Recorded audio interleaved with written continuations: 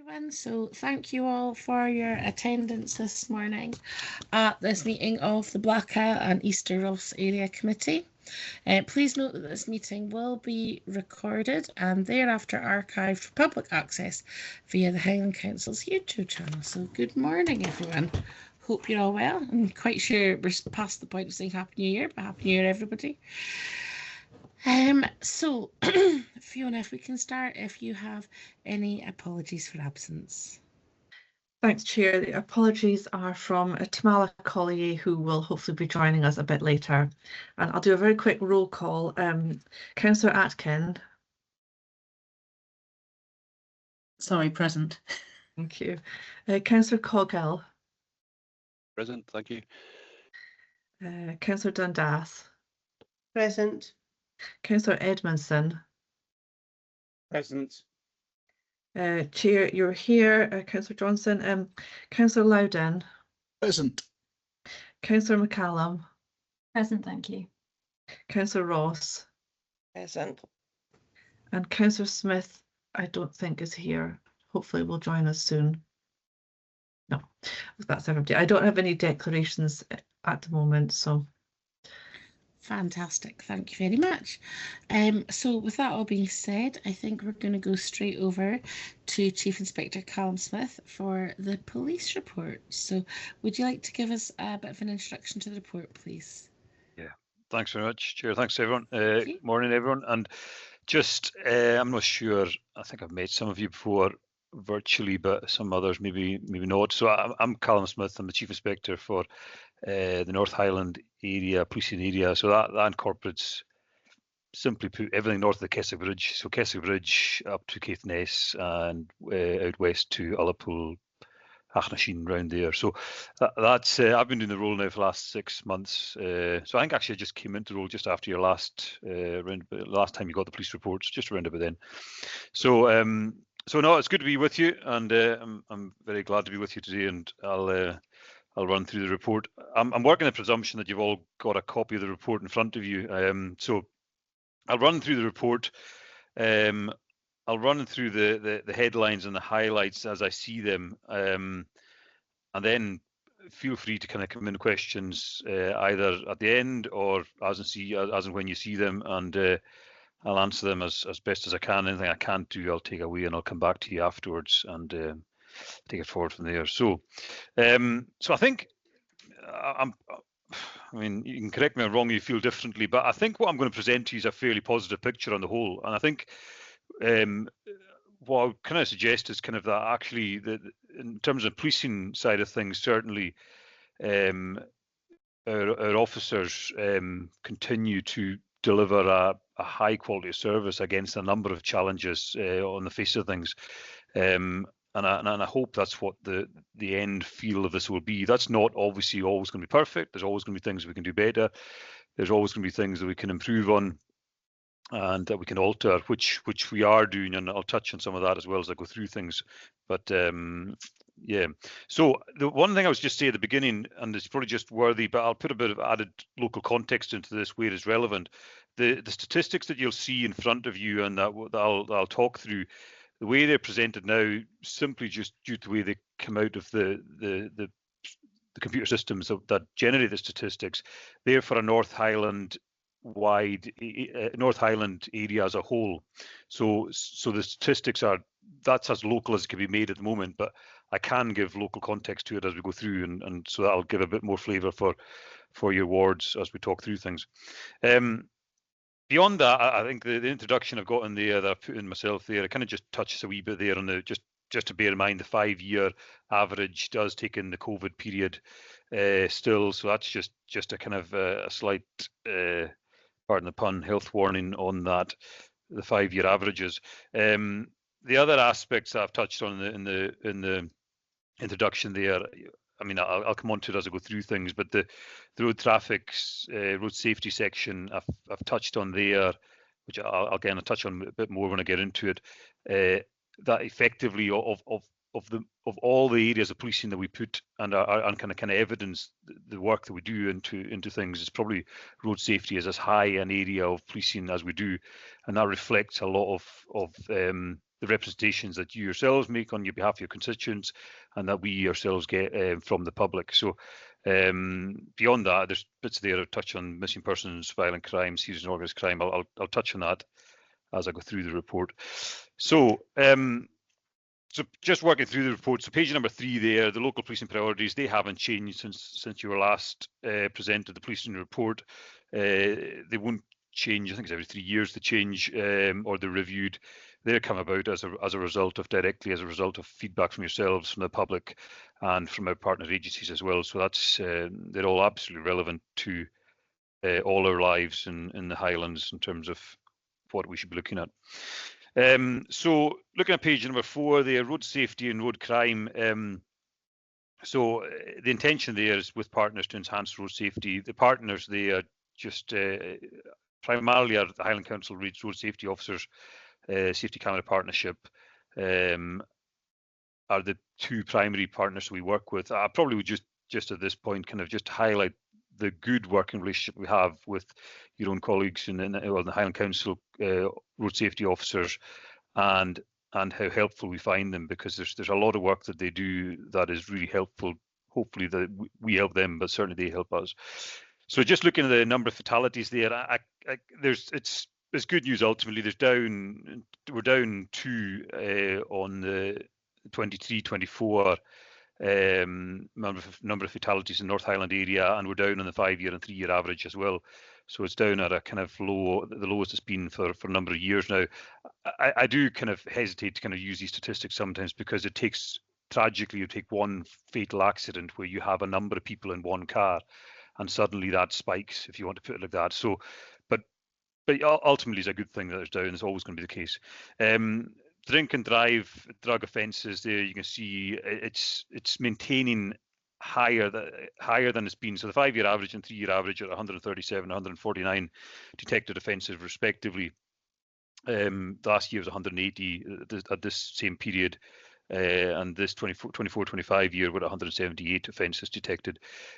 You can read into that in a positive way or a negative way. If I could spin it and say that actually, if we're detecting less offences, it means there's less on the roads. But equally, it's actually, we're detecting more, is that we're being more proactive. The bottom line is certainly we are still continuing to detect good numbers of offences.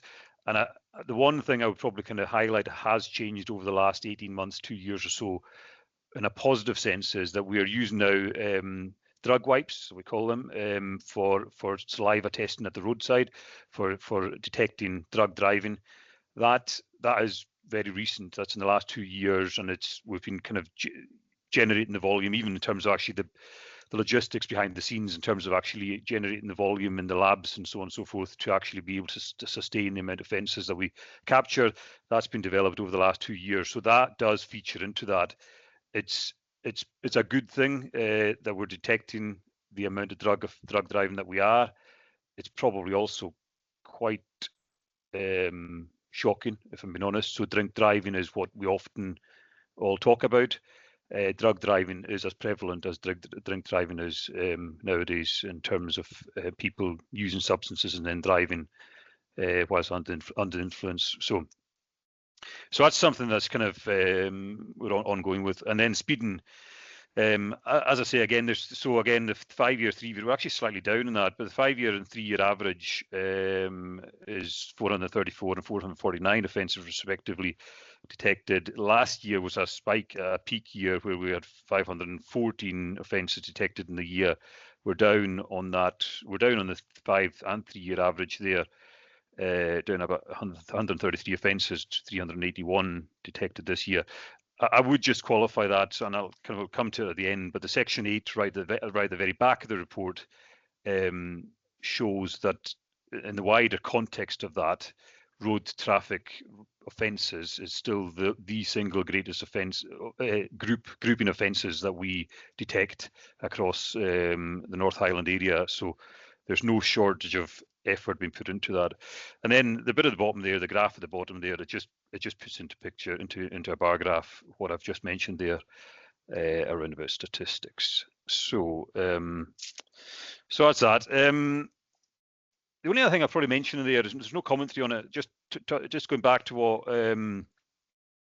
what I mentioned around about our partners, and I've mentioned it at other meetings with other councillors for other wards, and it's probably just important for yourselves. So one of the key things, because of the amount of roads in the area and the volume of traffic and so on and so forth, and the volume and the reflective volume of officers we have to deal with everything, not just road policing, we obviously have to target our resources where we can and try and work out where to go at a certain time and so on and so forth. That's done on the basis of the threat and risk, if you want to put it like that. So we look at kind of accidents in certain areas. We'll look at data around about speeding and so on and so forth.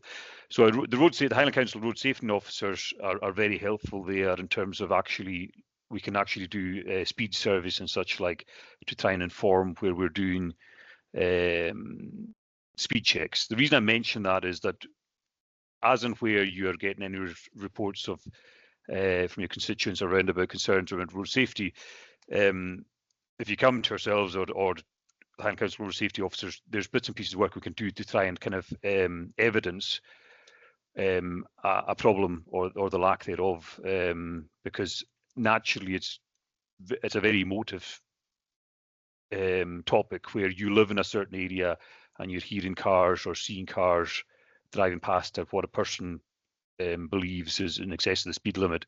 Sometimes when we do the actual inquiry work into that and the kind of statistical work into that doesn't reflect as maybe the public maybe perceive it to be sometimes. So it's just to highlight that as something we do and we continue to do, because it's it does. We certainly don't just ever ignore things. We'll try and take things forward in an appropriate manner wherever we can. So that's road safety. So moving on to, I'll stop at any point if anyone's got anything you want to say, but otherwise I'll carry on. Oh, I think Councillor Edmondson.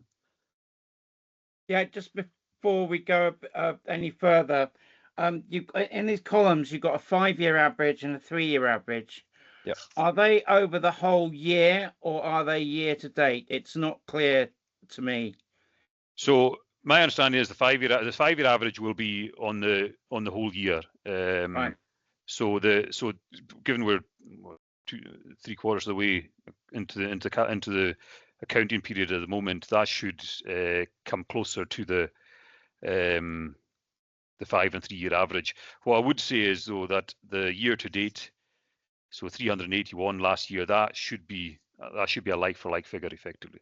So yeah. we're still down on the the year to date 514 against the 381. We're still down on that period. So yeah, I'll clarify that, but that's my understanding. I'll clarify. It's a good point actually. I'll clarify that though. Take away. Yeah, sorry. Okay, thanks, Councillor. So moving on to page number 5, antisocial behaviour, disorder and violence. Sorry, Councillor Atkin has her hand up. It's okay. I'll probably wait till the end actually, because I feel a lot of these offences will interlink anyway into a more particularly around drugs, drug taking. You know, no yeah, I mean, like, okay, so I'll if you have a raft of questions, it might be better if we keep them all to the end and we all come once. So, I think because a lot of it is interconnected. Yeah. Okay. Thank you. So page number 5, there's antisocial behaviour, drugs, disorder and violence. So again, it's just the intentions working with partners to address these issues, understand them and take action where we can. So looking at the data that's on there, so murder, thankfully we live in a very safe area of the world. Murders are very rare and we've had none in the year to date. The last year we had 2, so one was in Allness and one was in Caithness. So that just to give context to that. But again, this year we've had none at all. In the assault, so the assault figures are very, very consistent. So the 5-year average is 419, 3-year average 412, and then 406 and 403 for the last year and this year respectively. So it's very consistent. The detection rate is 68%, which is, we'd like it to be 100% all the time, but anything that is high 60s into the 70% and certainly into 80% of anything is is performing well, effectively, if you want to put it like that. And when you get into sexual offences, they can be more difficult to detect for different reasons. So the detection rate alongside them wouldn't be necessarily as high, but 68% is a generally decent detection rate. One of the things I probably would highlight here, and this is probably directly relevant, certainly to Tain Allness in particular.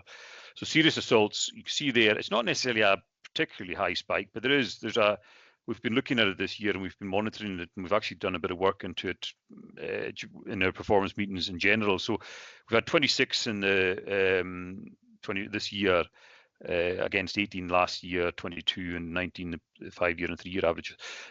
The detection rate is high, so it's 88.5%, which is high. So it's certainly in terms of performance, in terms of detections, there's no issue there. One of the things we've tried to work out and look at understanding is why we're getting that particular spike, because it's higher than it has been at any point in the last 5 years. What we have noticed, so Tain and Allness are the areas in particular where there are those numbers relate to more than anywhere else. You'll have outlying incidents in other areas as well, but Tain and Allness are the particular areas those incidents relate to. When we've looked at it, there is nothing that we can find that actually links anything to anything. So, for example, the demographic of suspects involved in it. So that we're talking about more often than not as males, but strangely, we'd actually expect to find more in the 18 to 25-year range. It's not. We're actually finding is people in their 30s and even into their 40s who are involved in this. We're finding that they're happening in licensed premises, dwelling houses, public places. There is really very little of any kind of link that we can actually point towards and can look to address, because we then started looking, can we do any work with partners? Can we look to do work with local authority and such like? But it's actually really, really difficult because it simply just seems to be sporadically happening. So it's something we're monitoring, but beyond continue to detect and take these people to justice, that's where we're at with it. That's that spike there. And then drug possession offences. Again, it's very subjective in terms of you can paint this picture in two different ways. If we're detecting less, then you can show that actually you can see that there's less of it about. But actually, equally, you can say we're detecting less because we're not actually as proactive in it as we would wish to be. Equally, if we're detecting more, we say we are proactive, and so on and so forth. What I would say is that and this is probably the most relevant thing to the situation around about drug offences. So since I've come into post, I've looked to, I suppose, purposely pivot. So ensure that we are actually being proactive and ensuring we're being in the front foot in terms of policing across the area. So we've created it's nothing new. We've had them before in the past, but it had fallen away in the past number of years. I've taken it back into place now. So we've got a proactive team that is based between Allness and Dingwall, and that is serving the whole all the ward areas that we're talking about here, Wester Ross, Easter Ross, Black Isle, and into Sutherland as well. So we've got a proactive team that is based in Allness and Dingwall. They are officers, they're more experienced officers, some are more experienced officers, and we're trying to, to some extent, it's trying to pivot towards trying to change some of the mindset. We continually hear about the public sector being under strain and under pressure and having difficulties, and that is what it is, and that's going to continue to be the case. But we have to be, I suppose, trying to be as purposeful as we can with the resources that we have, and try and be as proactive as we can with the resources that we have, rather than actually accepting try and aim for something positive rather than actually accepting negativity, if you want to put it like that. So we set up this proactive team that's already started to kind of have an effect around about drugs, and we executed a number of drugs warrants this month involving using those officers, and that'll continue. That should develop. It takes a bit of time to develop drugs work, because you have to develop the intelligence and understand the intelligence first of all, and then start to act upon that as you go through that. So that's really just come into play. This actually is probably this last month. The other thing that's worth mentioning there as well is that we've reinstigated meetings that had fallen away as well around about housing. That's a key area that shouldn't have fallen away in my mind. It did. we've reinstigated that, so along with our housing colleagues who have been excellent, and that's so we've got localised meetings there for Easter Ross, or Rossshire, Sutherland and Caithness. There's 3 separate meetings that we've got in place. They're literally just starting this week, next week. So they're weekly meetings where we will look at high tariff incidents involving, or high volume incidents involving houses, or not the houses, but the people in the houses. And we will discuss them at weekly meetings where we'll look to take actions away and so on and so forth. And I'm not sure if this relates to any of yourselves, it was before my time, but they are my attempt to reinstigate. So they were safer meetings before. I think it was Safer Ross, Safer Sutherland, Safer Caithness. They existed to have multi-agency discussions around about, it was a wider sphere of discussion that took place at that point. That ran into kind of difficulties around about data management, if you want to put it like that. So there's an information sharing agreement that's been worked through at this moment to allow those meetings to be re-established. But meantime, using statutory legislation that we already have that allows us to be discussing housing and antisocial behaviour, I've reinstigated the housing meetings. So that allows us to be looking more around about antisocial behaviour and such like. So and that encompasses, I think Councillor Arkin, as you want to mention, that encompasses everything. So from alcohol abuse to drug misuse to neighbour issues, everything. So that's antisocial behaviour. Acquisitive crime is page number 6. So starting off with the good news, and then starting off with the good news, kind of the 2 headlines there: theft by shoplifting and theft by motor vehicles. So if we look at the year to date, 2023-2024, what we noticed, and it kind of shows in the figures there, what we noticed, and we can only put this down to what was a kind of cost of living crisis at the time. We can't explain it beyond that. We had a particular spike at that time around about theft by shoplifting and theft by motor vehicles. The shoplifting one we could probably contextualise a bit more is that we, in 23-24, we were starting to notice people stealing things from shops that, in truth, we normally wouldn't see. I'm talking about like food items. So, and I'm not being flippant when I say this. I mean this quite seriously. Bacon, steaks, chicken, things like that. That's not something historically would have been seen being stolen from Tesco or something like that. So the context of that was we felt there was the context because the cost of living crisis was kind of affecting things. What we've then noticed again this year is been a drop off again quite significantly around the theft by shoplifting down to historic kind of 3-year and 5-year averages, and then again the theft of motor vehicles has dropped again quite considerably back to below the 3- and 5-year average. So that's good news. The detection rates remain consistently high there, 76% for shopliftings and 72% for motor vehicles. So that's generally good news. One of the things we have real difficulties with is house breakings and frauds. So house breakings, again, we're below, actually, in terms of reported house breakings, we're below 3, 5 and year to date last year's averages or figures. The detection rates around house breakings is a challenge. It's always a challenge for us because the nature of them is that they're, again, sporadic. Where we have a spree of house breakings, we generally are fairly consistently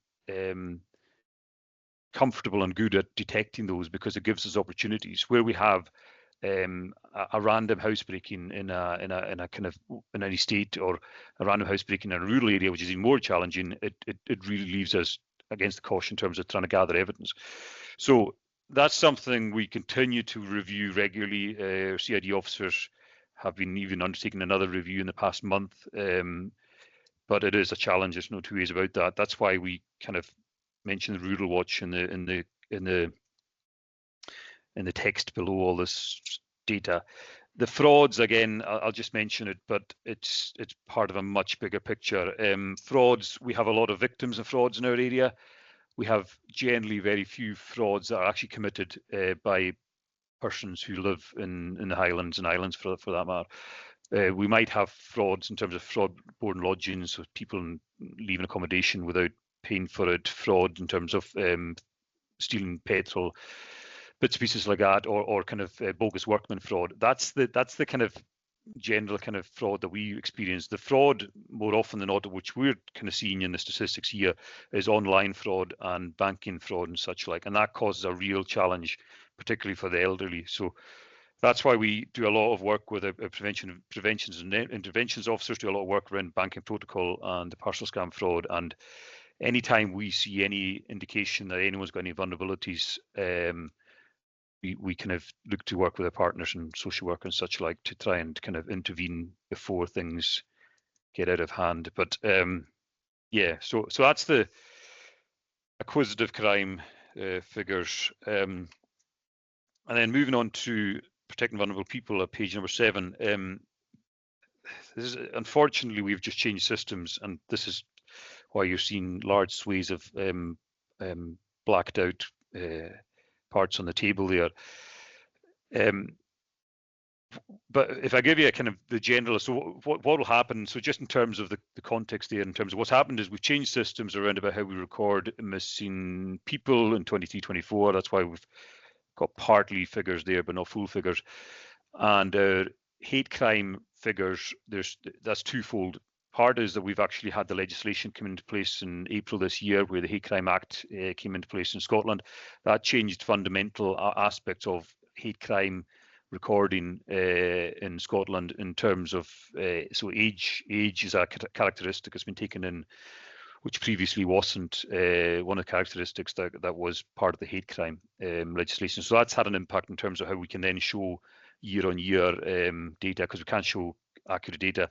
And then on top of that, how we've actually recorded it across systems has changed as well. So any 5-year and previous year figures we give you would be a complete, it just wouldn't be accurate. As simple as that. So it wouldn't be an accurate reflection. So that's why we've actually had to blank that out. So as we go forward, that will come back in, but it will take a period of time naturally.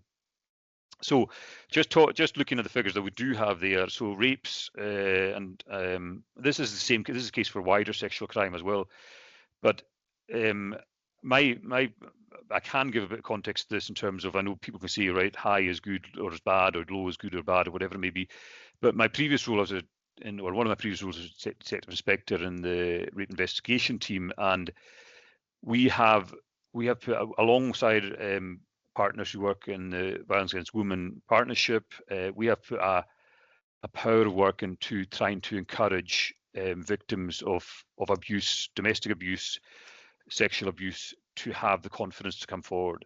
That is ongoing as much as anything else is ongoing. We put work, massive amounts of work into that. We will do weeks of work, sometimes months of work, working alongside victims of abuse, to try and simply get them to engage, to have confidence in us and confidence in the process. And sometimes that literally doesn't lead to anything, but that's fine, because actually if we get them to actually believe in us and believe in the process, it hopefully gives them confidence to get themselves out of a cycle of abuse that they may be in.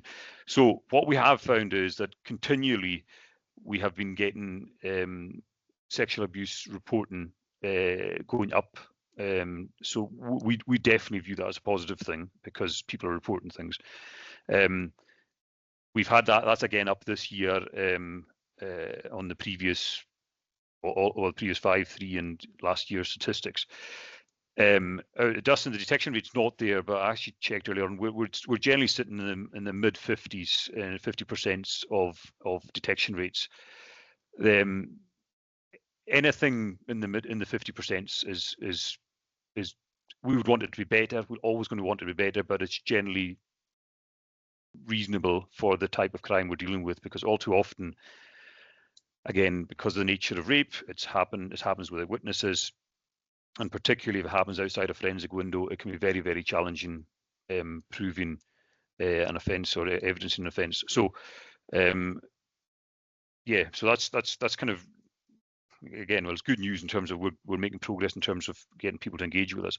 Domestic crime, there's not really not much I can say about that, because I don't have much more figures to tell you. So it's 63%. Again, it's we'd aim for the high 60%, but 63% is above average in terms of other areas, police in other areas of Scotland. And hate crime, again, there's very little, like I say, 67% is a detection figure there, and missing persons. If I take at the bottom of this page here, you can see here the missing persons. We've got a slight decrease on year figures there, but what's probably more relevant is the data at the bottom there, where we can see the volumes of the reports of missing persons that we receive. So adults, you can see there, adults is obviously the single highest one there in last year. That's something we simply can't account for that. That's just something that's reported to us and we deal with it. Where we do a lot of work with care experienced young people and children in general. That's where we do a lot of proactive work to try and overcome these children being put at any risk at all. We've got a missing person coordinator who does a lot of work there. We do work with a county lines team, such like. So there's a lot of work there, but generally there's a positive trend this year anyway. But Councillor McCallum. So much for the report. It's been really interesting to go through.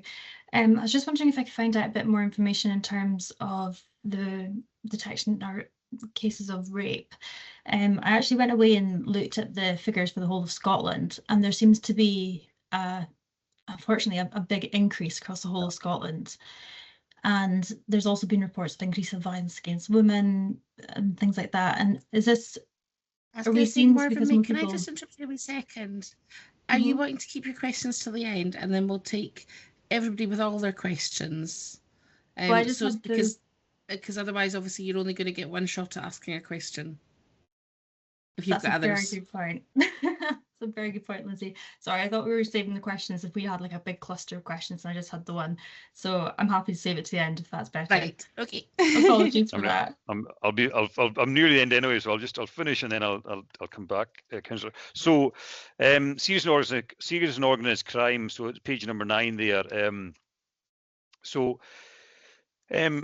What I would probably say for all the ward areas that are represented today here, so we've got the area of serious and organised crime that gets the most level of attention in the Highlands is county lines, which generally affects Inverness more than anywhere else. I say generally because we do see strands of that going into the Easter Ross area, primarily Allness more than anywhere else. There have been bits of it in Muir Ward last year, but we haven't had any intelligence around about that at all this year.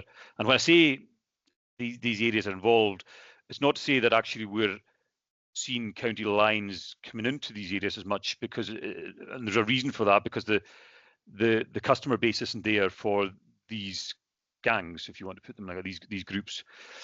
What they tend to do is maybe kind of reside in these areas and then go into Inverness to do their business, if you want to put it like that, because they try and avoid police attention by being outside Inverness. We're very aware of that. We're proactively working around about it, and that's part of the reason we set up the proactive team that I mentioned for North Island, or for Easter Ross and Sutherland and Black Island and Ross-shire. What I would say is as well, just to kind of give a bit of confidence, the linking of, and this is technical police jargon in some senses, but just if I can explain it a wee bit, how the line management and the structures and the linking structures we've put in place for the coordination of the proactive officers who are based out of Dingle and Allness, it directly links into the county lines team in Inverness. So it's under the same line management, which gives clear coherence around about the work from Inverness into Ross-shire and further afield if needs be. The one thing I would probably say is, though, and this is important to say, that a lot of aside from those subtle links I mentioned there about county lines, the biggest area of policing that we continue to do around about drug misuse in the ward areas we're represented today are local nominals, local individuals known residing in our own areas, born and bred in our own areas. So we have still got, and as much as we've got national kind of areas of drug enforcement that we need to take account of and address, we have also got our local individuals who are still involved in drug misuse, and we are still actively involved in tackling that. So, but the figures are there. If anyone asks me if there's anything I can explain, I will do. But that's that. And then finally, counter-terrorism. I don't intend to say very much about it. If there's anything I can give more detail on, I will do. But we continue to work under the government contest strategy, in particular in the prevent. I think the key thing for yourselves, certainly from my own perspective, will be that that we continue to do educational work, and we continue to react and intervene in any situations where we see any vulnerable persons.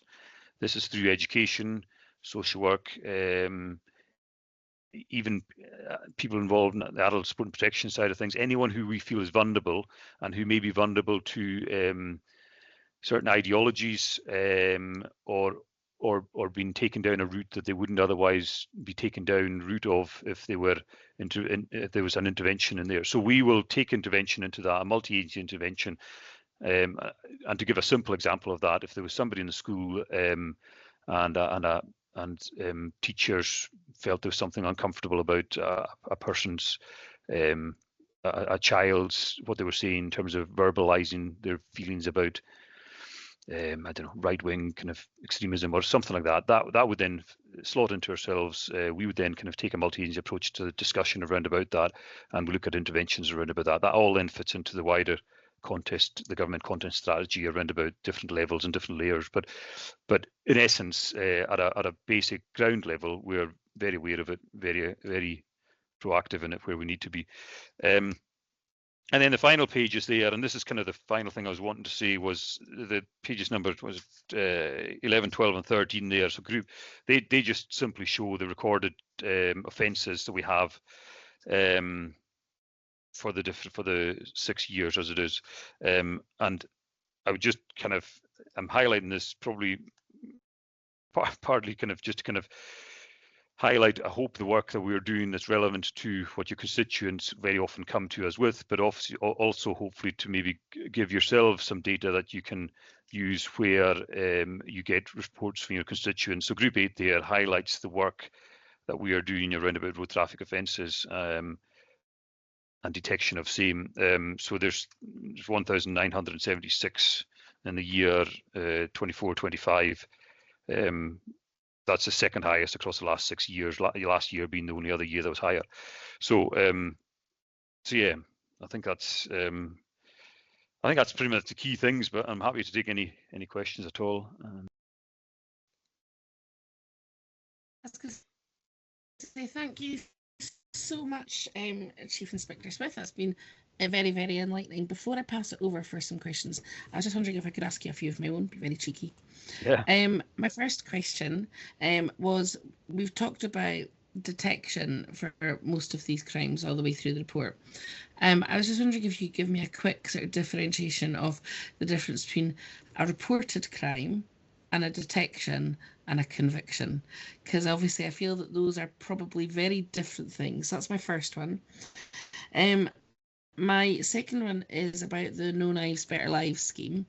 And basically, if somebody had concerns about a young person and the use of knives, how would they go about getting help or accessing the No Knives, Better Lives for that young person? And the third thing I was going to ask was about the missing persons reports. And I noticed there was the rise in missing care experienced young people. And I was just wondering, is that a rise in incidents rather than individual young people, or is it both? So that's my first three questions. If you could answer them, and then we'll move on to Councillor Loudon. Okay, thanks very much. Yeah, you're absolutely right. There's a difference between reported, detected, and convictions. So reported offences are just every offence that's reported to us, we record. When I'm talking about detected offences, so for example, just yeah, so just taking so theft by shoplifting is there. I'm just opened that one there. So theft by shoplifting. So we've had in the year to date, we've had 132 incidents of theft by shoplifting reported to us. So that would be 132 times somebody has walked into Tesco in Dingwall and stolen a magazine, whatever it means.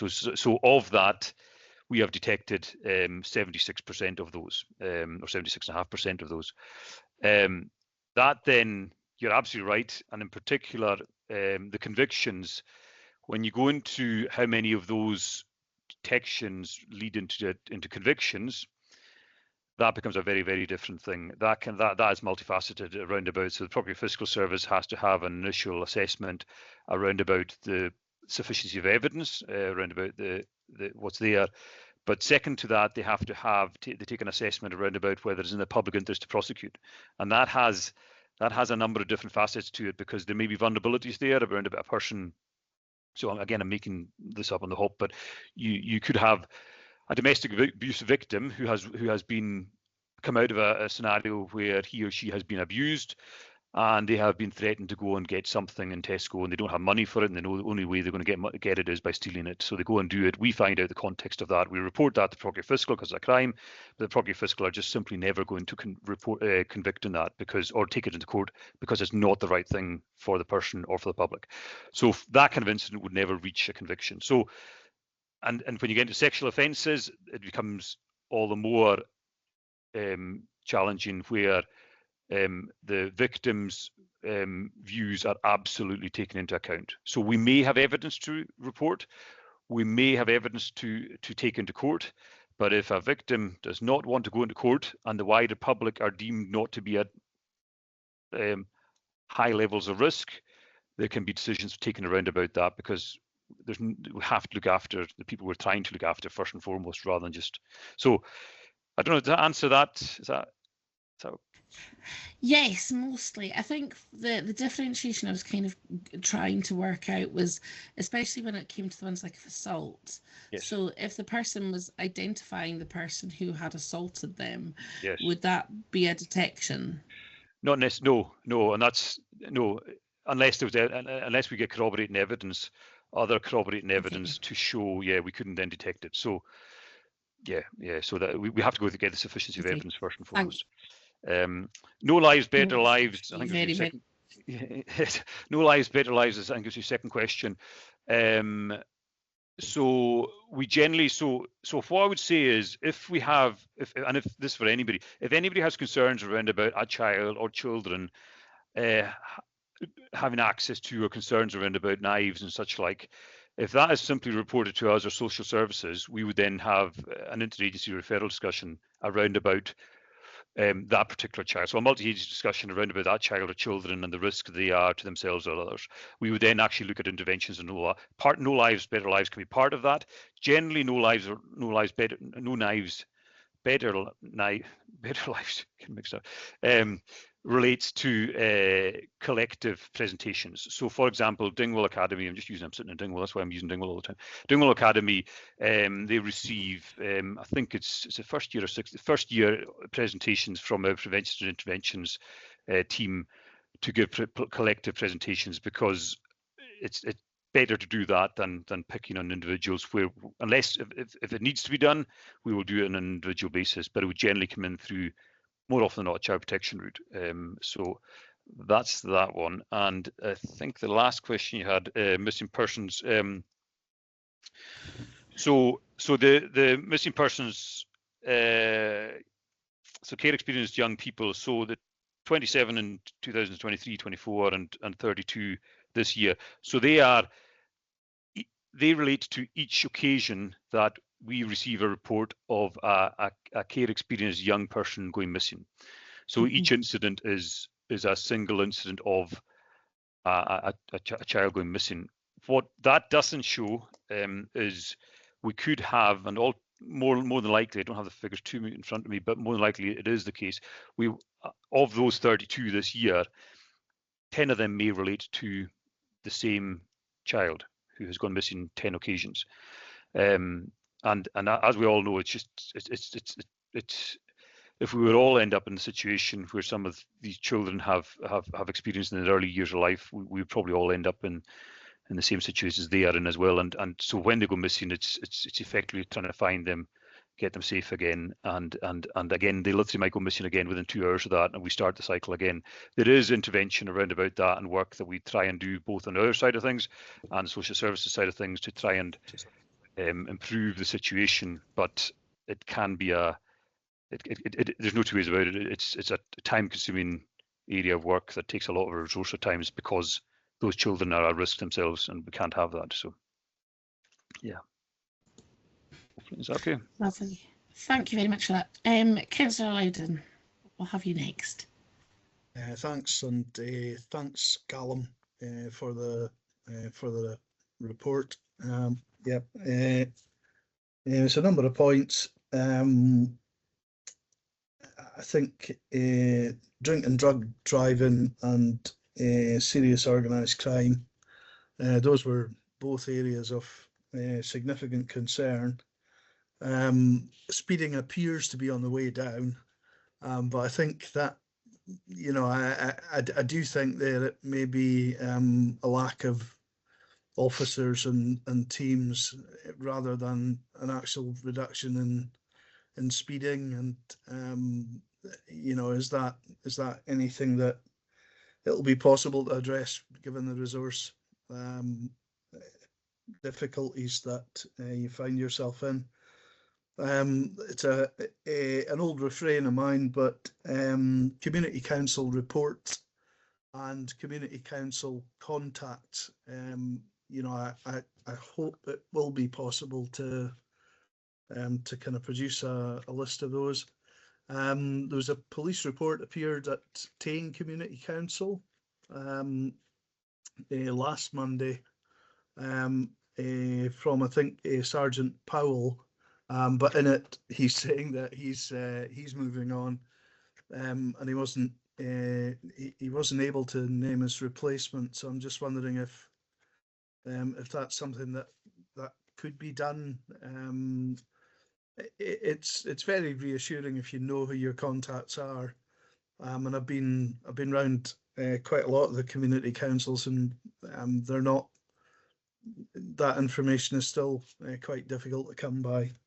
And a couple of others using AI, and you know, I think what I'm getting out of, you know, you didn't actually say it, but I think what you're saying is maybe you've got a new system, so disaggregating the information maybe isn't as easy as it was before. So is that something that you're hoping to be able to address, or will it just not be disaggregated information in the future? So is it a sort of a resource or a new tech problem that you're going to be able to fix? And the last point was one specific to the area, which is an incident with dogs before Christmas in Ballantor. It's probably an ongoing issue, so you may not be able to comment on it. But it's just to thank the police for their involvement. There was another agency I don't think I'd be in quite so high praise of, but the police I think did a really good job in dealing with that incident. And if all the agencies had done as good a job as the police had done, we'd be in a happier place. Thank you. Okay, thanks, Councillor. Thanks for your kind words at the end. I suppose, so just to go back to what you said, so speeding, just to kind of take it, I'm not, it's really difficult to, the speeding, the lack of, or the drop in figures this year, I certainly can give you assurance is not to do with a lack of resourcing around about that side of things, because a lot of those figures come from a road policing team who are based in Dingwall. It's difficult to assess why that. I'll speak to Donnie McKinnon, who's inspector in road policing after this, just to kind of discuss it with him. It's difficult to assess why that could be, because part of that may be simply they are actually capturing less people because people become aware of where road policing officers are putting themselves. Part of it also may be the case that there is each police officer has the discretion on an occasion if the speed is not too high. We don't want to be persecuting and prosecuting. We'd rather educate all the time. But there has to be a level where prosecution does take place as well. So I can't actually, but I'll speak to Donnie McKinnon and see if I can find out any more. Community council side of things, I'm glad to be able. So this will happen this coming month, February. So I have become frustrated hearing the same things said about community councils right across the whole North Highland area. I've become as frustrated, if not more frustrated, than you yourselves have become, because it's just not good enough. If I'm being perfectly honest, we've got over 50 community councils, and the disparity of service to them is extraordinary, and it can be massively improved on. So we have taken sweeping changes. I think the changes that we are in the process of implementing are the biggest maybe for 15 odd years, certainly over a decade. So the process change is going to be, will give absolute consistency. It will give absolute link into the community councils, into the decision makers in their areas, rather than with the absolute greatest respect, police constables or such like, who may attend a community council ad hocly where their duties allow, and then they're taking away messages to the decision makers beyond that, so that there's a disparity there in terms of how that should work. So if I summarize it, I guess, because I don't want to take up your time, if I summarize it, there will be, at the moment, we've been distributing 50 odd reports to 50 different community councils across the whole North Highland area each month. Some of these shouldn't be different from each other, because you'll have 3 or 4 community councils within a kind of radius of 6 miles.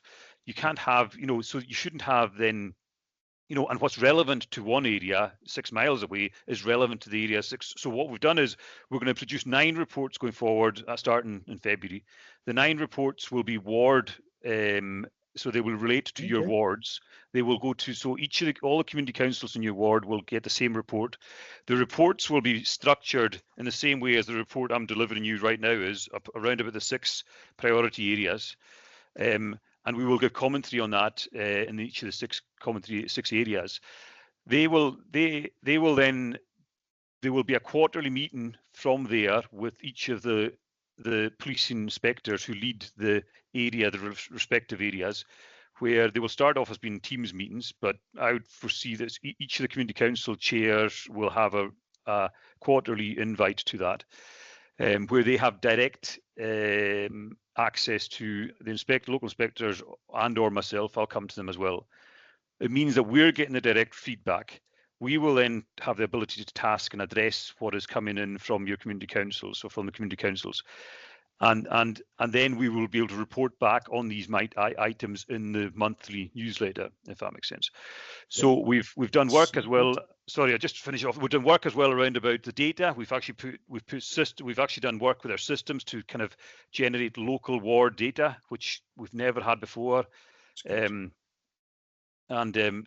hopefully it'll be a massive improvement, and it'll evolve. I will just say this will be an evolution rather than a perfect solution through February, and I accept that, and so I'll take feedback on that. The final thing, I suppose, data. We will see in terms, I think if you're talking, Councillor, about the data for the hate crime, domestic crime, that will come back online in the coming, if I'm being honest, coming year, because it needs to catch up, if that makes sense. So it's the fact that we've started to use new data. Well, some of this hate crime is new data altogether, because it's literally almost the definition has changed, if you want to put it like that. So we can't use data from last year because it's not the same as this year's. The definition is different, effectively. But that'll come back online. And I think the final thing about the dogs, so it is an ongoing matter. It has been reported to the Procurator Fiscal, but we will absolutely take if there's anything else. I mean, I'm happy to take an email myself if there's anything else. But if it's ongoing, I would definitely say phone 101 and get it reported. But we will deal with it. And yeah, so thanks. Thanks. Thank you so much. And I think I probably speak for all of us when I say our community councils are all going to be delighted with that information. So yeah. The next thing I was going to say is, can we bring in Councillor Ross? Thank you. Thank you, Colin. Very encouraged with what you're saying. Thank you for the report. Derek has touched on a couple of things I was going to mention as well, but adding to the speeding, could maybe something we looked into at the Arabella stretch. It's a particularly bad, it's a straight road, it's a 40-mile, it's under a traffic order at the moment. Hopefully it'll get through that it will be reduced to 30, but I'm constantly getting complaints from the residents on that stretch that there's a lot of speeding, even although there's now quite a few potholes as well. They're still managing to break the speed limit. So if you could maybe have a look at that for us. And the other thing I was encouraged was you were saying that you were going to start working more with housing. I think that would be fantastic, because antisocial behaviour, once it comes into your community, it's quite a blight on your community. So when you're saying you're working with housing, would that mean that when it comes to allocation of housing, you have a say in, you can report to housing if they want to find out about a particular family? Is the reason they're moving is because they're thrown out of another community? So these are the sort of things I think that would be important. We've had our fair share of antisocial families coming into the community, and it has such a detrimental effect within the community. And is it not, when we're talking about working with housing, is it other agencies other than Highland Council as well? Thank you. So thanks, Councillor. So pretty much the answer to all your questions around housing is yes, and the Arabella Stretch one is yes as well. I'll take that's simple enough. I'll take that forward and task that. The housing situation, in broadly speaking, the statutory legislation allows us to be sharing information around antisocial behaviour, and specifically the discussions with housing and other housing providers, Alban, such like. It allows us to share information that's relevant or relative to that at any point. So if they come forward, so the simple intention of the meeting will be a weekly meeting where, if we come across concerns we have around a particular housing area or house or whatever it may be, or occupants within a house, we can then discuss that at the meeting. Equally, housing can bring it to the meeting with us as well. And we look to take forward any actions that are preventative or educational or action around about the housing tenancy if that needs to be taken. That obviously would be in the housing side of things, but our information should be able to support them further around about all those matters. So yes, hopefully it'll be a positive thing. Thank you.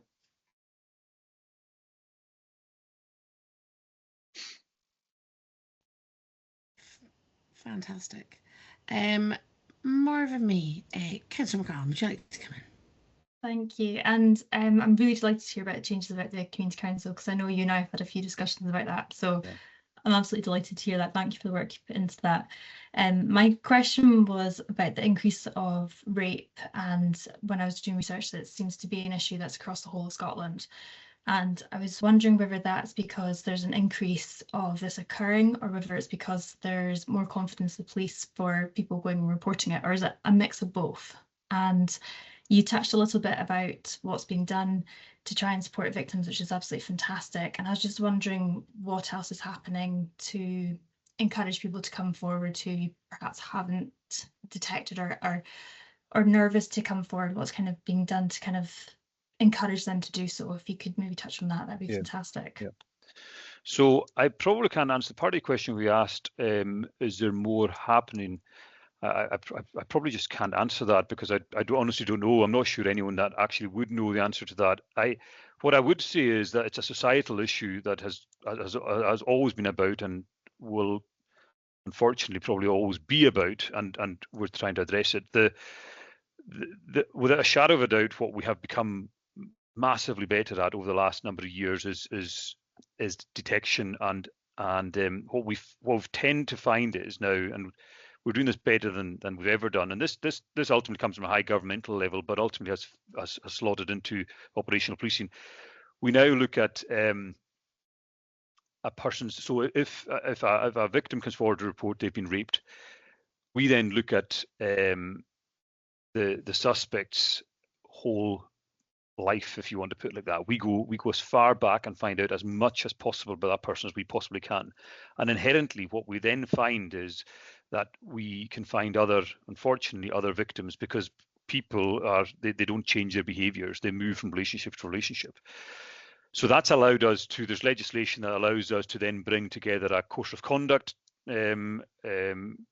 case into the court, and then they are inherently very successful in court when they get there, because it's just very powerful evidence where you've got more than one person saying the same thing, but they don't even know each other. They've never had anything to do with each other. On top of that, there's now evolution of legislation. So more recently, it was 2018 section. So the Domestic Abuse Scotland Act came into play, and that started to look at criminalising coercive, controlling behaviour that was very subtle but deliberately attempting to be criminal in its intent.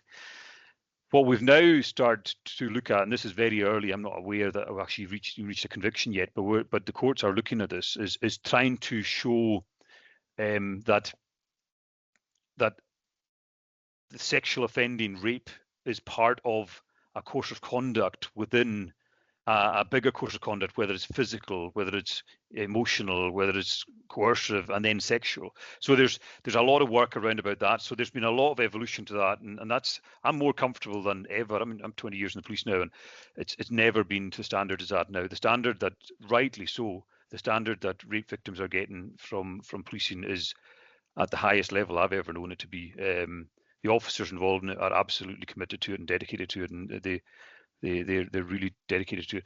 In terms of, I think you asked finally there around about what further work we do around it. So the main work we do around about engagement, sometimes even education. Sometimes, as crazy as it sounds, people don't view themselves as a victim, and that's a real challenge. So we do a lot of work with the Violence Against Women Partnership, so the Highland Violence Against Women Partnership.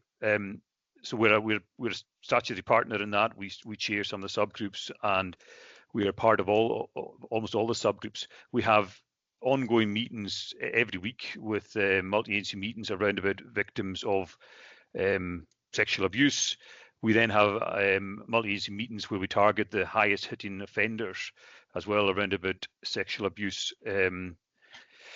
And then I suppose finally on top of that, the other thing that we do is that where we see that somebody is, or we believe that somebody is a victim, so the domestic disclosure abuse scheme for Scotland, that allows us to go and speak to a victim and tell them that we believe that they may be with somebody who is, so it's Clare's Law, I think you'll have probably heard it widely spoken about down in England.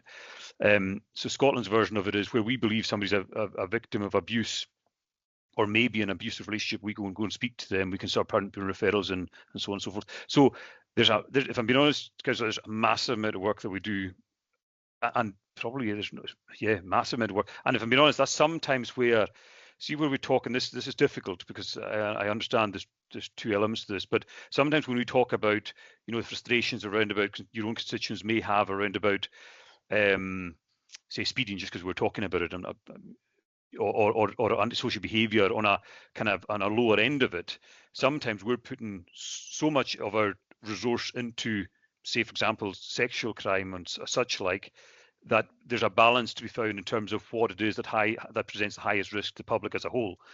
And that's sometimes some of the challenge that we have, because we see the risk that certain people present to society and so on and so forth. So sorry, I've kind of gone off on a tangent there, but yeah, hopefully it answers your question a wee bit. No, that's been really helpful. Thank you. It's been really reassuring, and you've given me some things to go away and do extra homework on. So thank you very much for that. Really appreciate your time. Thanks. Thank you for that. Next is Councillor Atkin. Thank you for the report. It's just really, really detailed and really informative. Thank you very much. I've got to, will be quick as I can on the harm prevention officer function. I mean, it's a brilliant idea, but I mean, with such a vast geography, I mean, I would almost think, resources would allow, we kind of need one in every area, don't we? We need one in every ward. And going through everything everyone has said, virtually, the the weaving of drugs and drink to go through all of these issues, don't they? And you know, listening to the housing meetings happening is great, but you know, from what we hear, there's plenty of drugs happening on the Black Isle as well. You know, we're not immune to any of these issues. I just wondered, and I have said this as, you know, officer level as well, on the cuckooing. I mean, for me, there should be a red flag in a community if, you know, a vulnerable woman's got a tenant and then suddenly a boyfriend moves in from nowhere. Then we get reports, you know, I can smell drugs from the next door. People are going in and out of the house, etc., etc. Now, I don't know how officers feel with that, but they seem to feel that when I spoke that was kind of being a little bit too intrusive. Well, I don't think that there's anything wrong with a system that has to be easy, because people email us, we email you. That's not really a system, is it? To just flag up some of these issues really quickly, gather the data, and then a pattern would emerge. And that brings me to my next point, which Councillor Loudon made. You know, technology and AI. I mean, I was reading at the weekend, you know, Avon and Somerset Police are testing an AI tool, which literally will, it says here, could do 81 years of detective work in 30 hours. Mm-hmm. This is the scale of this AI revolution to improve public services, whether it's health service, policing. How are we, and technology, all the new technologies as well. I mean, this will be transformative if we do it. And Scotland actually has got a national police force. Sharing data should be pretty easy. What are we doing this? I think it deserves a session on its own, to be perfectly honest. And that, I think, is it. And it upsets me to see, you know, common assault of emergency workers. I find that very depressing, because public, you know, you're out in the public, you're putting yourself on the line every day, whether you're police, fast services, paramedics, whatever, and you shouldn't be assaulted. That's just wrong. But I just think we've had drug deaths, press yesterday. You know, drugs are in all of this stuff, even dogs, actually, even with the dogs misbehaving, I mean, you could trace that back to drug use, I'm pretty sure, for a lot of it. Yeah. So thanks for the report. And this is great listening to all of this. And I'm so glad I have a community council meeting this evening. That's right. There you go. You can tell them that so just to kind of touch on the community council thing as well. They should get, so the first couple of weeks of February, I'll be emailing out I'll personally email out all the community council chairs across North Highland, and then I'll email yourselves as well closer to time as well. So you will get information about it, but you get fresh off the press tonight. Yeah, in terms of the harm prevention, you're absolutely right. We could do them all over the place. What we generally do is, and a lot of the work the harm prevention officer does, is trying to collectively gather the multi-agency aspect of it to then try and take action from there, if that makes sense. So it's a role that takes taskings, but it's also a role that coordinates a lot of the work that's done in light of us not having, just as you said, kind of other officers in other areas that do that. But in terms of, and I suppose on a positive note, in terms of the housing meetings, and so you're talking there about a vulnerable person and somebody moving in and dealing drugs out of their house. That's a large part of the, you know, so antisocial behaviour can stretch to being anything effectively. You know, drugs being used and sold outside of premises or in a premises is absolutely antisocial behaviour as well, because that'll affect the neighbours. So that's something that can be shared, and that's why I was so keen to re-establish the meetings and why they're up and running. And then the final thing around AI. So police, Scott, there are kind of, I mean, it's a national area of work, but nationally there's work around about CCTV and such, like, in particular around AI. A lot of it, and I'll leave this to yourselves to, I can say this, but then leave the opinion to yourselves. A lot of some of what we, maybe not the investigative side of things that you touched on around even Somerset Police, but say some of the CCTV work, for example, say Ross County had a game of football on Wednesday night. My understanding is, and I'm not an expert in this, so I might not be entirely right to say this, but my understanding is that CCTV technology already exists where we could set up CCTV and identify troublemakers from images that we already hold or are given us, and so on and so forth. There is another body of opinion who believe, rightly or wrongly, that that's an intrusion on human rights, and so on and so forth. So there's different aspects to it that have to work through, but there is definitely some of it that's being worked through at the moment. I'm not aware of the investigation side of things to that extent. I think that's on pilot you're saying, but yeah. So it'll come in time. There's no two ways about that. Yeah.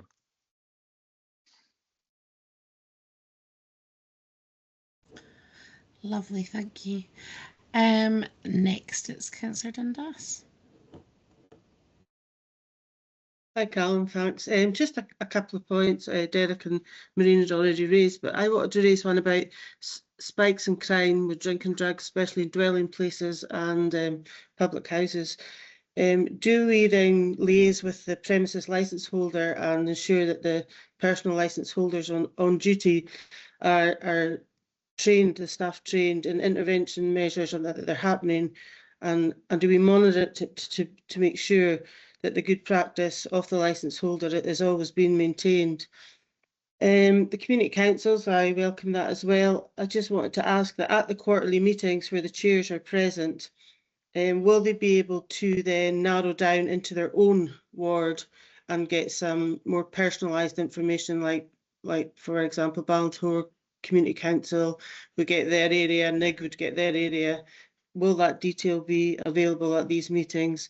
And I was just also going to mention that, Arabella, I know that you have had police cars out there since our last meeting monitoring the speed, but if we could just keep that pressure on there, just to keep our constituents happy out there, that something is being done about it, that would be great. Yeah, perfect, no problem. I think I missed the first part of your question, but I think they cracked up when you're talking about the licensed premises. But the licensed premises was just to make sure that if there's offending in licensed premises, do we educate and manage that and then kind of monitor that? Well, it's just just to ensure that the premises licence holder has actually been responsible for their staff, and ensuring that the personal licence holder on duty or the trained staff on duty are monitoring and ensuring that proper intervention that we've been trained to on these courses is happening to identify these crimes before it gets to the stage where you guys are getting called. Is there a chance there that we could be eliminating these if they're identified earlier? So yes and no. I suppose if we're not aware, I suppose in terms of eliminating things before they happen, if we're aware of information, if we're not aware of, then obviously it becomes impossible. So what we do have is we've got a licensed premises register that we to an electronic system where we record every single visit to a licensed premises anywhere, and any findings, any observations, any concerns, any issues, and that's then all kind of gathered. We've got a sergeant who addresses all licensing issues. I think she will attend a number of meetings that I suspect some of you might go to around about about issuing of licenses and such like.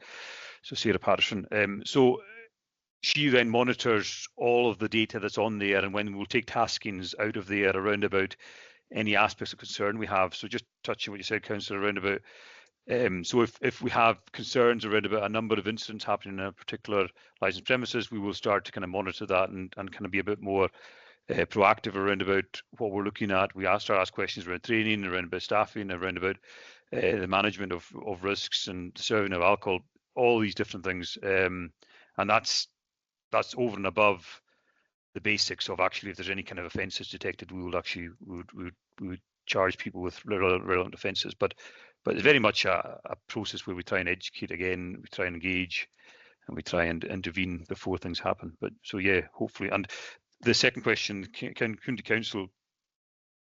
So in short, it'll be an open forum.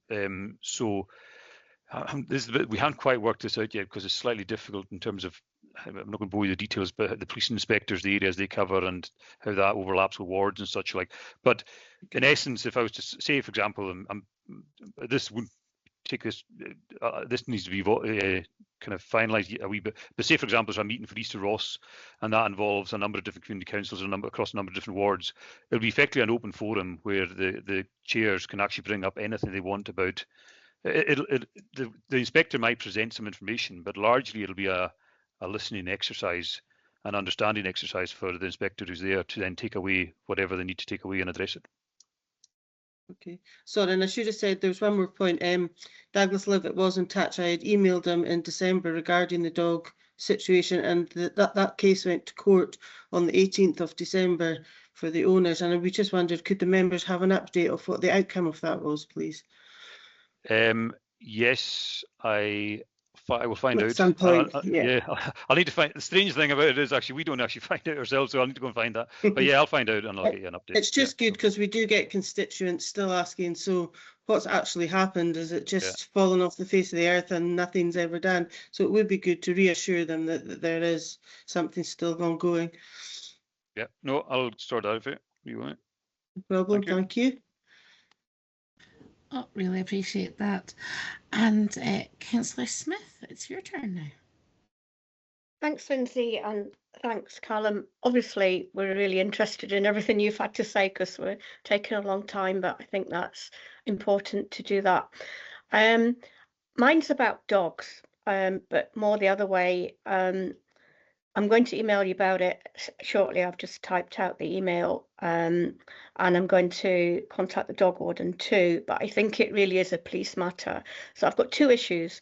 One is about cruelty to a dog, so I won't name or shame, but I will email you privately about that. But I've actually got quite a few witnesses now that have seen this happening. And although the SSPCA seem to have investigated and not taken it forward, I think maybe it's now a police issue. But my second thing I can talk about, I've actually seen on social media, and obviously I accept that not everything on social media is legitimate, but I've seen cats and dogs that have come out of the Major's Woods, that's at the House of Roskeen in Invergordon, and they've come out with really quite serious injuries to them. We could argue what was a dog doing there, not on a lead, but it could have escaped from somebody's garden. But anyway, I've now seen 3 of these. So I think it's important enough to report it to you so that maybe somebody can have a look, because it seems like people are saying that somebody set snares or traps in the Major's Woods. Now, that whole area is now owned by a developer, and it is coming up for planning in the future, but I don't think that's got anything to do with it. I think that this is separate, and if somebody has done that, it's purely about cruelty. I see my colleague, Councillor Collier, has now put a hand up, so she might be going to talk about that as well. I don't know. But I'm going to email you about that, and I'll copy in my fellow councillors if that's okay, Callum. But yeah, do that, please. Yeah, because we've got. We've got, if any of you watching Highland Cops, you'll have seen Dan Sutherland, our wildlife officer. He's been the star of the show. He gets a bit of a ribbing about it every time he's seen the station. But he's so there's Dan, and so there's he's got all sorts of contacts right across the national wildlife arena, and so if there's anything at all that's actually in terms of snares and all that, we would look at that. Yeah, so definitely. Please email me and I'll sort that out. Oh, thank you for that, Maxine, because I suppose it's not just animals that can be hurt by traps and snares. It could be children exploring the woods as well. And I think we would all be horrified if something like that happened to one of our youngsters. So thank you. Councillor Collier, you've got your hand up. It's good morning, and thank you so much for the report. It was quite clear and very concise. So thank you so much for that. I'm just trying to come back with to answer Councillor Collier's, sorry, Councillor Smith's I'm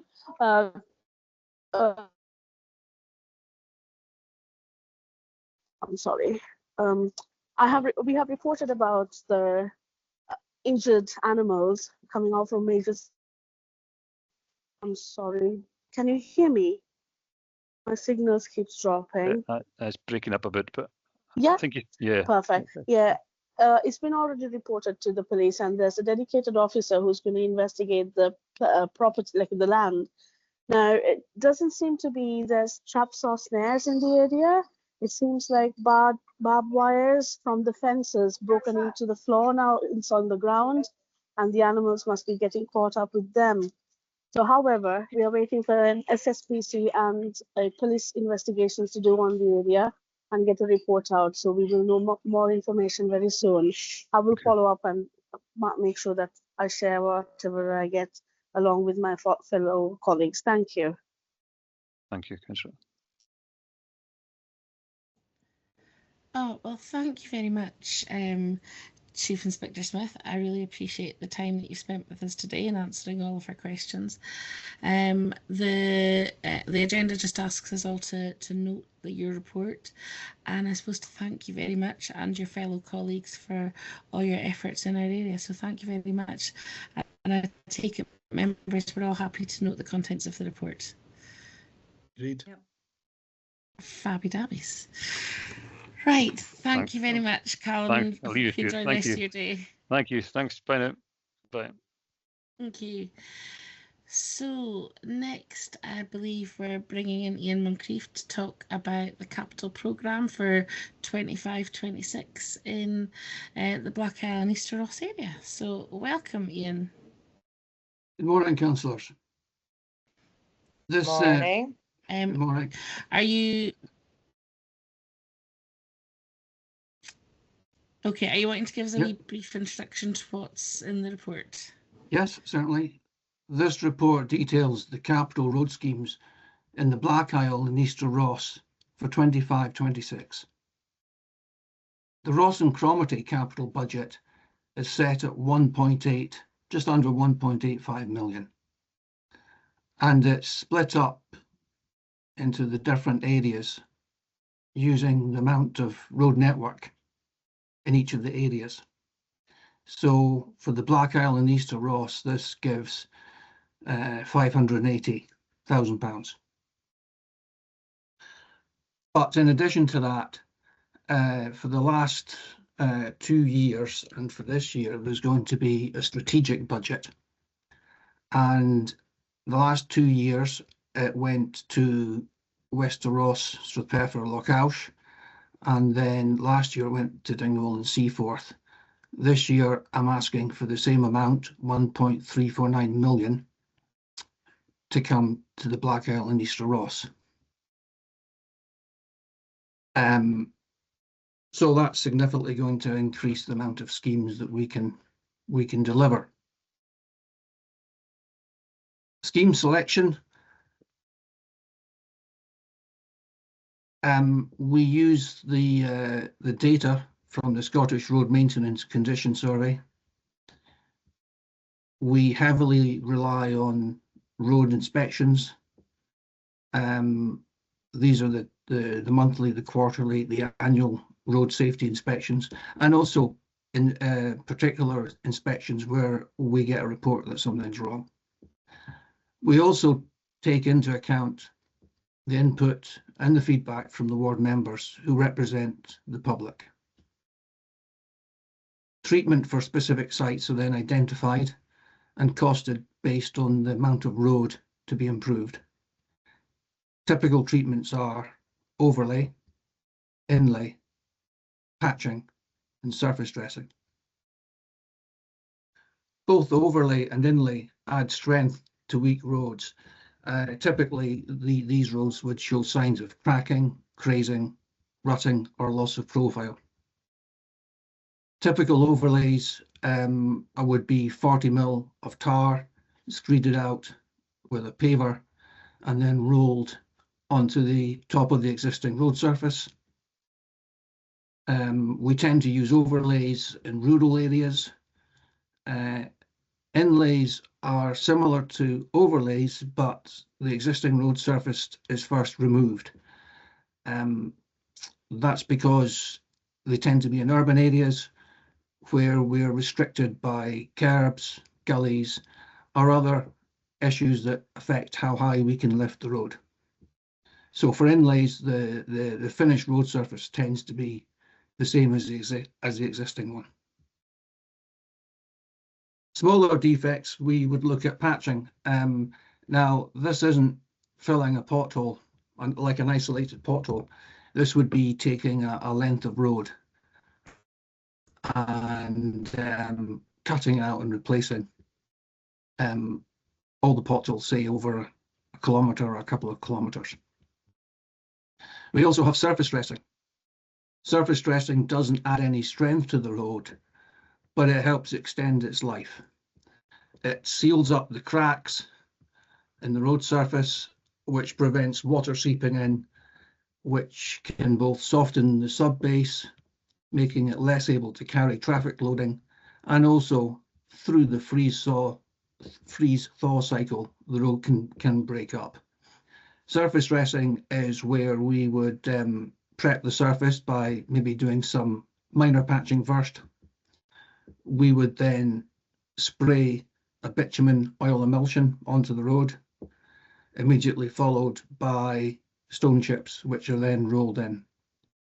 The emulsion breaks, the water evaporates, and the resulting bitumen acts as a glue to hold the stone chips in.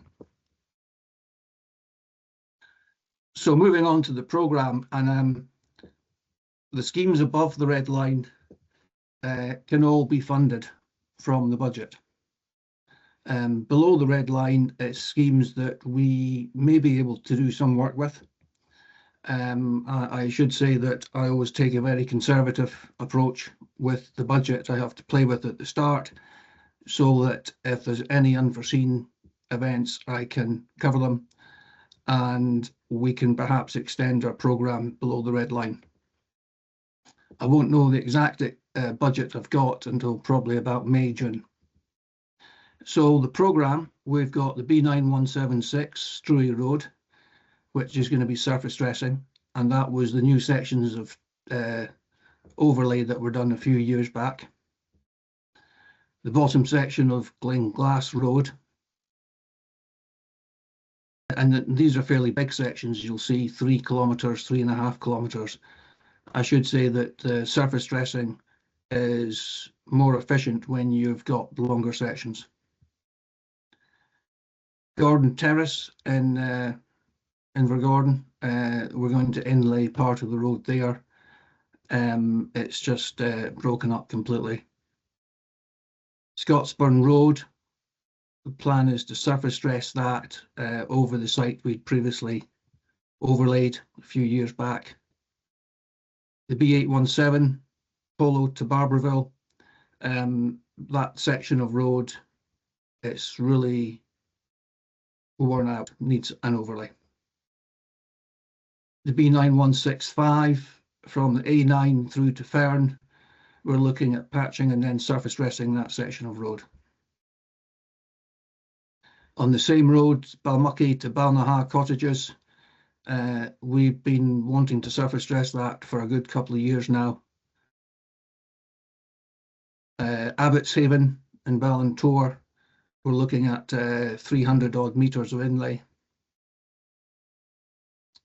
The B9174 Marangi Road from the Springfield Guest House to Wells Street, we're looking at an inlay for that, 250 metres. Rockfield Road was 354 metres of inlay, and we would normally try and do an overlay there, but the height of the doors to the houses is very low, so we're going to have to inlay. Fendham Road, from Tain to the Fendham Road junction, we're going to surface dress that. Towards Belmaduffy, again, that's a long section. We'd done quite a bit of overlay on that, so we're going to surface dress that. That was 6.7 kilometres. Bayview Crescent and Marine Terrace in Cromarty, we've got an inlay section there that's going from the caravan site, the new caravan site, along to the hotel. New Mills Rosolis, that was the back road. We're going to finish patching that and surface dressing it. There's 2 sections in Drumsmittle which we didn't get to last year, so again we're going to surface dress that. I've managed to squeeze in the worst section at Farness Road as we go through the houses. As you come off the main road, 415 metres of inlay, and Munlucky to Bugallen, where the intention is to surface dress that 4,400 metres. And lastly, Belmaduffy to Charlie's Garage, surface dress that. I won't go through all the schemes below the red line, councillors. I appreciate that as we progress through winter, roads will deteriorate at different rates.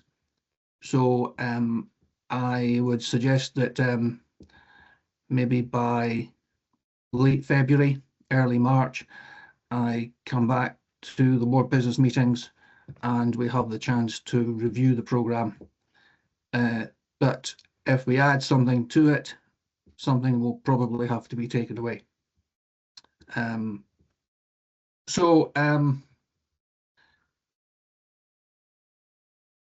If there's any questions, I'd be pleased to take those, and then I'd ask councillors to approve the programme. Thank you. Thank you very much, Ian. I have a quick question for you, but before I give you that quick question, the first thing I'd like to do is, could you pass on our thanks to all the crews that have been working so hard over the winter, especially, you know, with some of the really awful weather we've had. And I think for me, the absolute highlight of the superstars that we have working for us was the fact that that landslide on the A832 between Ock and Fortrose was fixed on Hogmanay on the same day. I think above and beyond everybody's expectations, which was absolutely remarkable. So thank you very much for that. My question. I'll certainly pass that on. I know it means a lot to the guys to hear some positive feedback. Thank you. And I was going to ask, in terms of, you mentioned that strategic money which has previously been spent in Westeros, and then the very small by area ward of Dingwall and Seaforth, is that a similar amount of money being shared between all three of our wards that's gone previously to one ward? I'm just a bit confused by the way that was presented there. Certainly. Started off in Westeros, Strathpeffer, Lochaush. There was a significant length of roads that needed work. And I decided that rather than try and split it up into ever smaller sections, we would put the money into two long sections on the A890. But that obviously left the other two areas without any strategic money. So I then decided that the second year it was going to be Dingwall and Seaforth, and the third year it was going to be Black Isle and Easter Ross. If the strategic money continues, then we'll probably just go back to Westeros and just continue that cycle. I haven't made a decision on that though as yet. Okay, because I would hate to sound like a jealous child, but I would just love to see lots more investment in our wards. So, if I can move on to Councillor Lydon, thank you. Hi, Ian, and I'd echo the thanks of the chair. What the guys were able to do over the last few weeks was really, really good. So I had a couple of questions come into my head as you were talking. The Struy Road. I think when the new surface went on it, I think there was Scottish Government money. It was a forest road. I'm wondering whether you've been able to tap into that, if that pot is still there, and whether that might help to pay for the surface dressing this time. Second thing was when I looked at the red line sheet, is that including all the strategic funding? So where the red line is placed at the moment, is that where it'll end up, or is that likely to move if the money that's previously gone to Wester Ross and to Dingwall and Seaforth is coming here. So would the line be higher up if we hadn't already got that money, or will the line be moving down if you do have that confirmed? And also just to say, I'm hoping this year that you'll hear what the allocation is before we get to May and June, because it's quite late in the year for you to be able to sign up external squads if you don't hear until then. So I think we're hoping that we can speed that process up a bit for you. Yes, Councillor Loudon.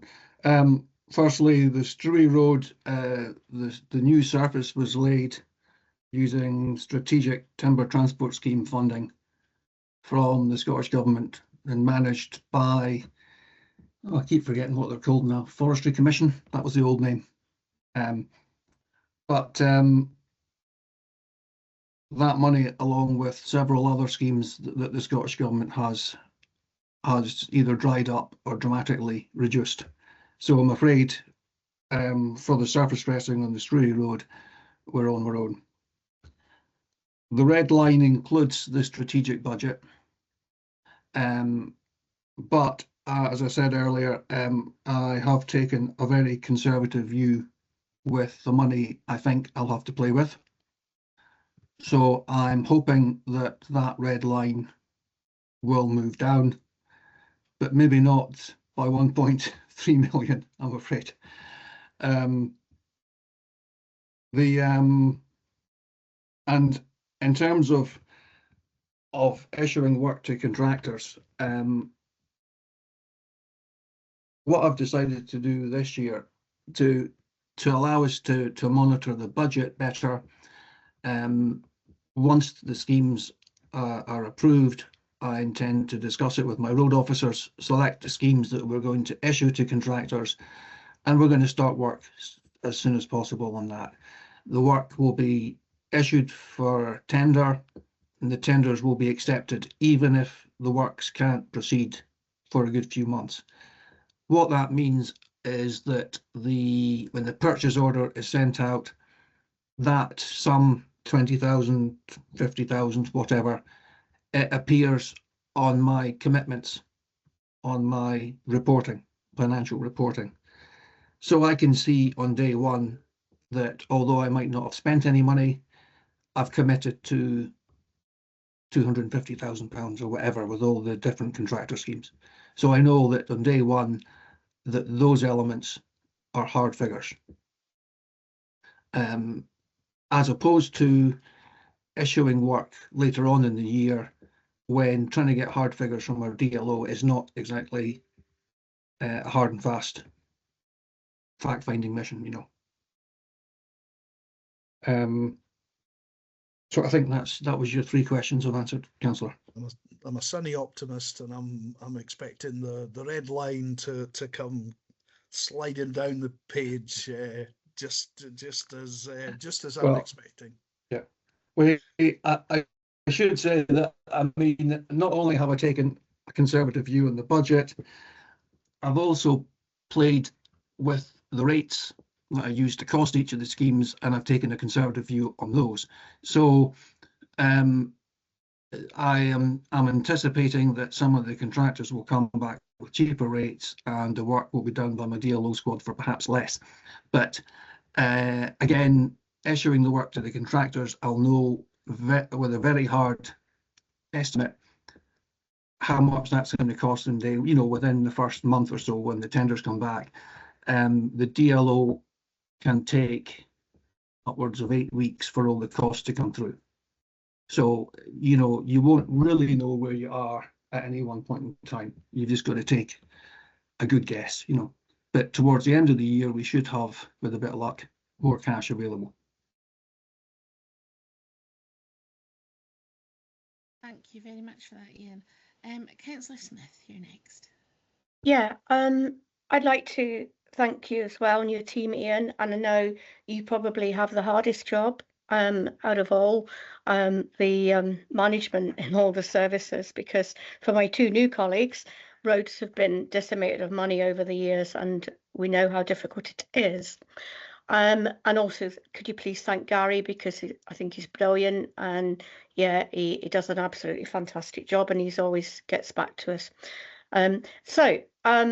A couple of things. I've got one specific, but before I go into that, I wondered, a bit like Lindsay, I'm going to be parochial, and maybe could I ask you, when you consider what you're going to do next year and whether you're going to go back to the west and then take us sequentially in order again, maybe you could have a look at the whole area that you represent and see which is the worst, and see therefore which maybe needs to go next. Not saying it's going to be Easter Ross, but it might well be Easter Ross and Black Isle.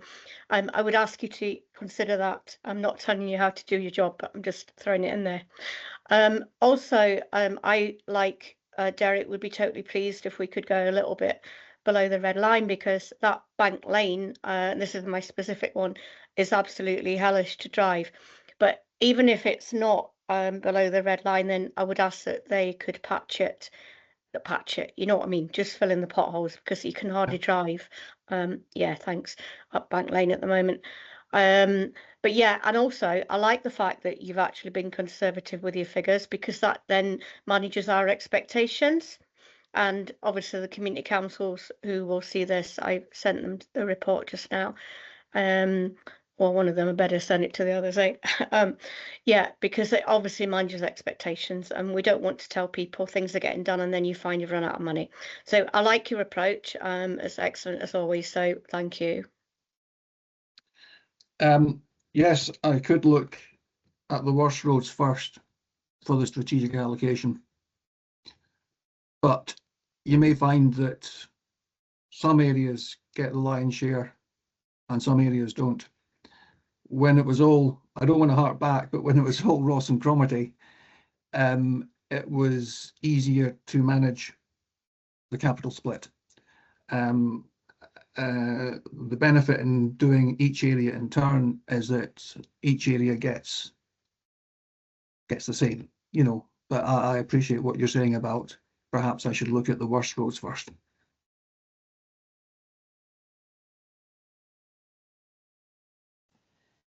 Thank you for that. Councillor Ross, you're next. Thank you, Ian. And I'm just reiterating what Derek and Maxine have said. You guys have a horrendous job all year round, but this last few weeks it must have been a particular nightmare, because the flooding certainly didn't do your roads any favours at all. Just a couple that I would really like some particular attention to is that Arabella stretch. We now have about, I think there's about 5 or 6 potholes that have the cones stuck in them, and you can only see about half of the cone in each one. They're particularly bad, and it is a stretch of road. As you know, it's heading down towards Nig, so it's a very well used road. Even if they could just get filled with some tar, that would make a big difference. And the other one was, and I did get in touch with yourself and Gary, and I appreciate it was at the time of the flooding and everything. It was that road that goes from the top Nig Road down to the bottom. The road is actually falling into this chap's garden. So it is pretty precarious, that particular road. In fact, I would say it's very hazardous, because I think the school bus actually uses that road. So if you could have a wee look at that, that would be fantastic.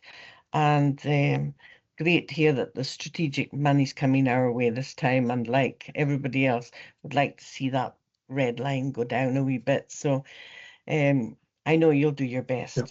Thanks very much. Apologies for the delay in looking at that Nig Road. We'll get that looked at ASAP. Okay. Okay, thank you. Yep. Thank you for that. Councillor Edmonston, can I bring you in now? Thank you. Ian, I've already sent my thanks previously to yourselves and Gary for the work that you've been doing in our ward over the Christmas, and just reiterate that. I just would like to just understand a bit more about the way you prioritise the capital programme, because on the list there, it basically says there's no, I can't see any consideration for lifeline roads in that allocation. And this is probably a daft laddie question because I'm new to this game, and I hadn't, Mr. Chair, I haven't actually read all the previous minutes of the last meetings. But if I look at the allocation by ward, in terms of surface dressing area, for instance, it goes 30, 50, so 30 for Ward 6, 50 for Ward 7, and then 84 for Ward 9. So there's almost 3 times as much surface dressing going on in Ward 9 as our ward. And I'd just like to understand how that works. And Bank Lane, it really got to be done. It's bad. Yeah. Okay. Thank you, Ian. Yeah. Okay. When I look at preparing a capital programme, there's I try to put roads onto a spectrum. At one end, you've got strategic roads carrying a lot of traffic, and in the Black Isle and Easter Ross, that would typically be the primary winter maintenance network. If I spend £1 on those roads, then there's going to be more vehicles per kilometre getting a benefit out of that £1 than if I spend it, say, on a cul-de-sac road serving a couple of houses. But at the other end of the spectrum, you've got the cul-de-sac road serving a couple of houses that is completely worn out and is on the point of failure. So I have to look at all the roads and try and put them onto that sort of spectrum. Where do I want to put my money? If I'm purely looking for a return, an economic return, I would put it all onto the strategic road network. But clearly, we have to cater for individual houses, rural communities. So there is a split, you know.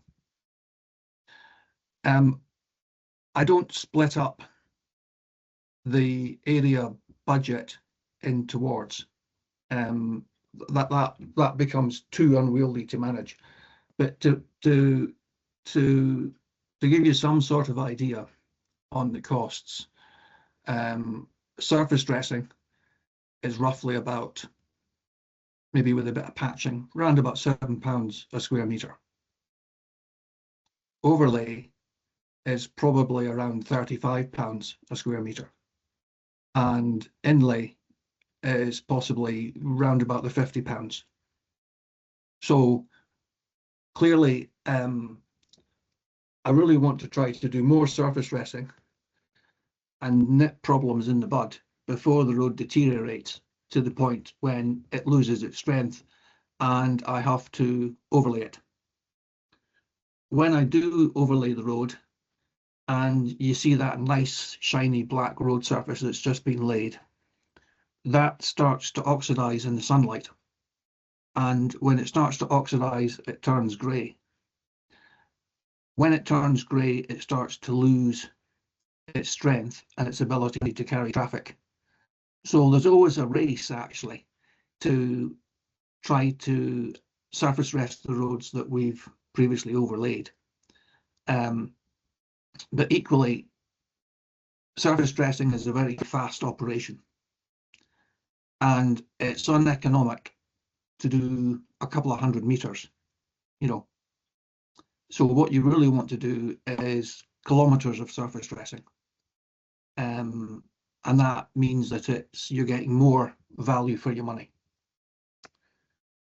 So these are all factors in what schemes are selected and what types of operations we would undertake on those roads.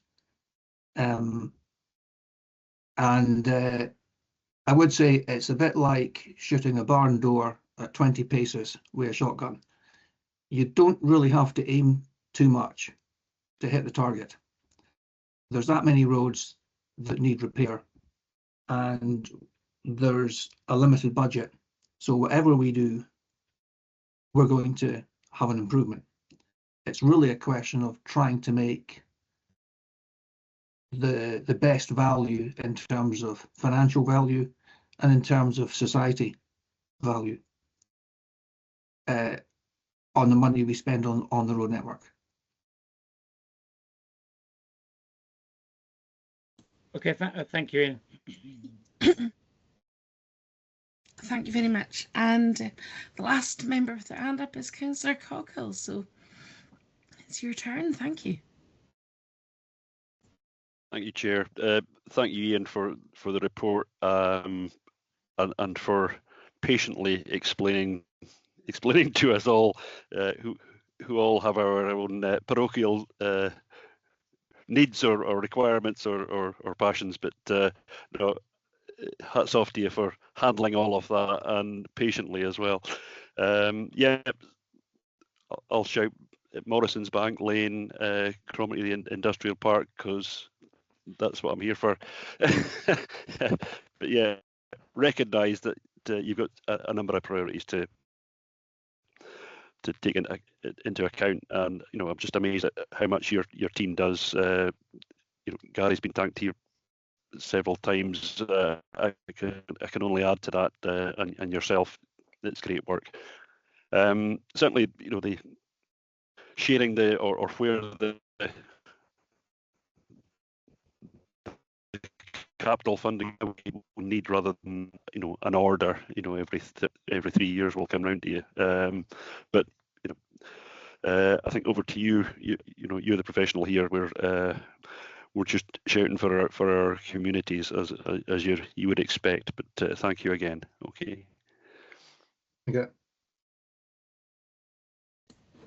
Super, thank you. Well, members, that really just leaves us to approve the proposed area capital roads programme for Black Isle and Easter Ross. So are we all happy to approve that, members? Agreed. Lovely, thank you. And thank you so much, Ian. Really appreciate your time today.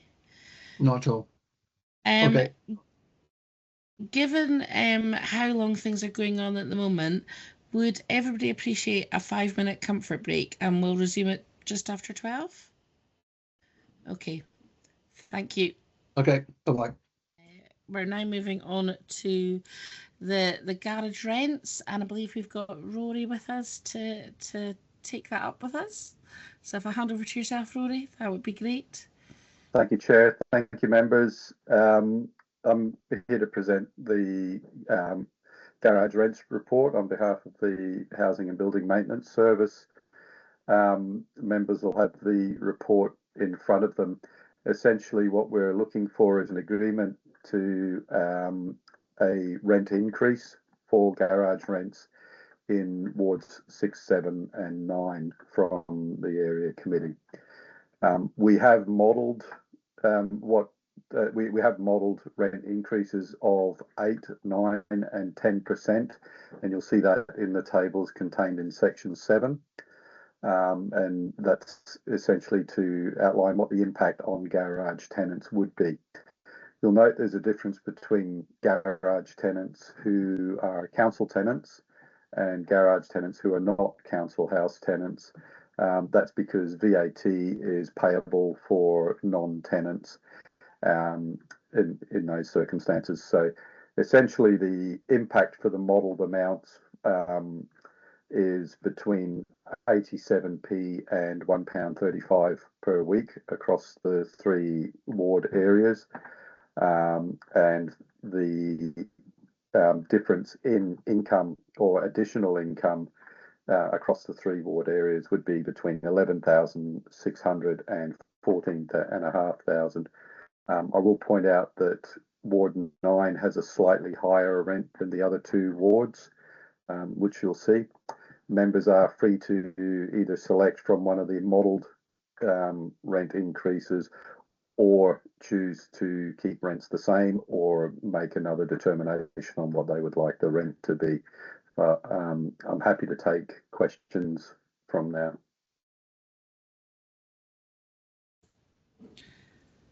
There we go. So, Councillor Cockle, you are first. So,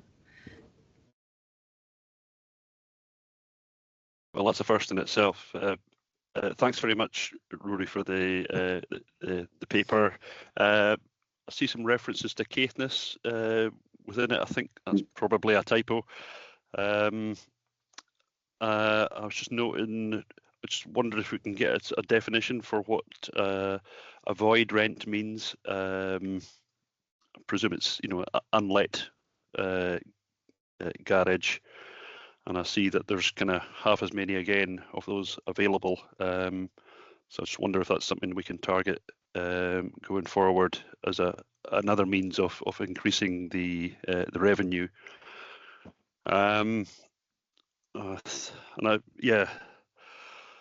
looking at the paper that's going to the housing committee, I see the tenants have supported an 8% rise, much more than any other level of increase. They're certainly not 9 or 10. So I think to go against the wishes of the tenants would be perverse.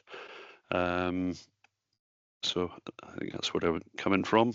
I'm just wondering what scope there is for renting out the other third of the garages that are there as well. Okay, that's all. Thanks for it again. Thanks, Councillor Cockle. You have caught me with my typo on the template. I did have a bit of a battle with the template and ended up having to overwrite another report. But yes, that is just a typo. In terms of voids, yes, that is unlet garages, and it's notable for particularly in Ward 6 that there are a significant number of unlet garages. We do on a weekly basis, the area teams work through the application lists for people who wish to let a garage and allocate any garages that are available for let on that basis. So sometimes it might be demand related. We are working through any garages that might be in an unlettable condition in order to bring them up to a standard for let. You're quite right. The council house tenants have supported in consultation more heavily towards the 8% than the other two options we've put.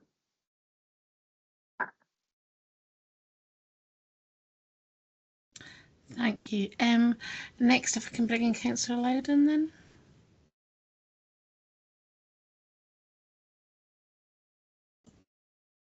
No, I'm after Councillor Edmondson. Oh, I do apologise. Sorry. Councillor Edmondson. Thank you, Derek. Thank you for the report. As ever, Sinclair's stolen my thunder again. I wanted to find out about void. And I am interested a bit more about the vacancies, particularly as in Ward 6, the vacant garages. Well, a third of there's a significant vacancy. Do we actually audit? Is there a block of garages that never get rented out, or are they all like churning, but it's just at a lower level? So if we're not getting rented areas, one area just never rents out. Is there an opportunity to maybe look at what we're going to do with them if they're not really needed? And I think the other thing is I'd like to make is, if I remember rightly on the housing survey, is this linked to the question about rents when it was that you were given a choice of no increase or 8%, 9% and 10%, and that really is confirmation bias. So if the questionnaire had been 5%, 6%, 7%, I'm sure that everybody would have said 5%. So I think we need to be quite careful about, you know, when they're difficult, I admit, but phrasing these things, because it seems that everybody's agreed to 8%, but had we asked the question differently, we probably would have got a different answer. Thank you, Councillor Edmonston. I'll take the first part of your question first, and hopefully provide a bit of context on the second part. Yes, I think it's fair to say, and I couldn't say off the top of my head for your ward, but it is fair to say that some stances of garages do have high vacancy rates, and that there is an opportunity there to review what it is we would do with those particular stances, rather than leave them unlet and potentially deteriorating. The difficulty we've had in the past with garages is assigning budget to them when the priority has been to council houses, and we've had over the last number of years, we've had some quite tight repairs budgets, which has necessitated some rather difficult decisions in terms of prioritising things, and certainly garages have traditionally come off at the end, at the lower end of priorities in those circumstances. But it is something that we can look at on a ward level, and through and through a bit of engagement with ward members, who they'll know the garage stances that they're thinking of off the top of their head. Our area teams would be aware of them as well. So there's certainly opportunities within local engagement for that. Regarding the question around the consultation for rents and what tenants would have chosen given other options, essentially, when we consult for rents, we look at what the service needs are in terms of being able to maintain our housing stock in particular. We've seen a couple of years of quite high building inflation, and that's created a situation where previous years of sub-inflationary rent increases have put a lot of pressure on our repairs budgets in particular.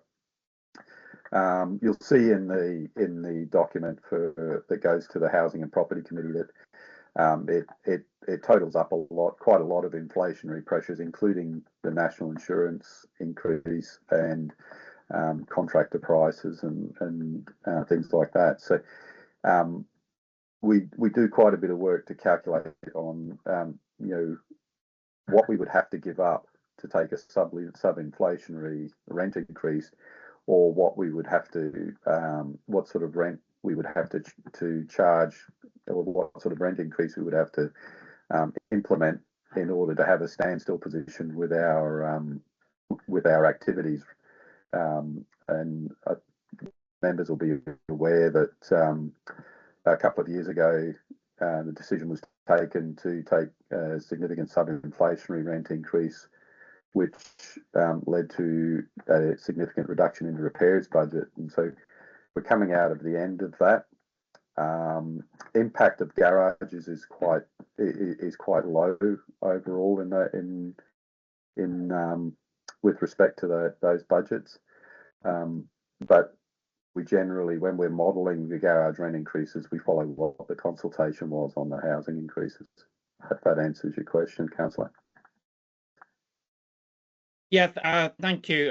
It might be a good idea, I think, if we're doing these surveys and asking people that the reasons for setting that, like 8% or whatever it might be, is actually made quite clear. I mean, I'm in the contracting business, and I know exactly what you mean about costs, because they've just gone in, they've moved exponentially, yeah.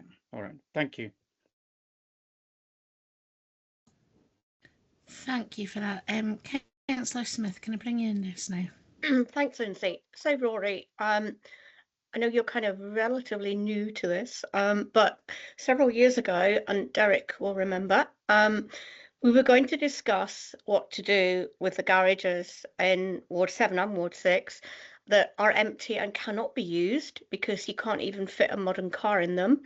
And also a lot of people rent a garage for storage. And, you know, obviously we'd think that was for a car, but it's for storage. And if that's what's needed, then that's what's needed. So we did have talks quite extensively with your predecessor or someone anyway, I'm not sure who, I can't remember, about looking at the areas where we have garages that cannot be used and either, you know, knocking the garages down and putting new kind of storage units on it or garages.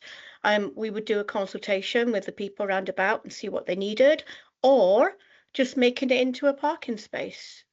Because then people can put the cars there. So one of those three things could be the option.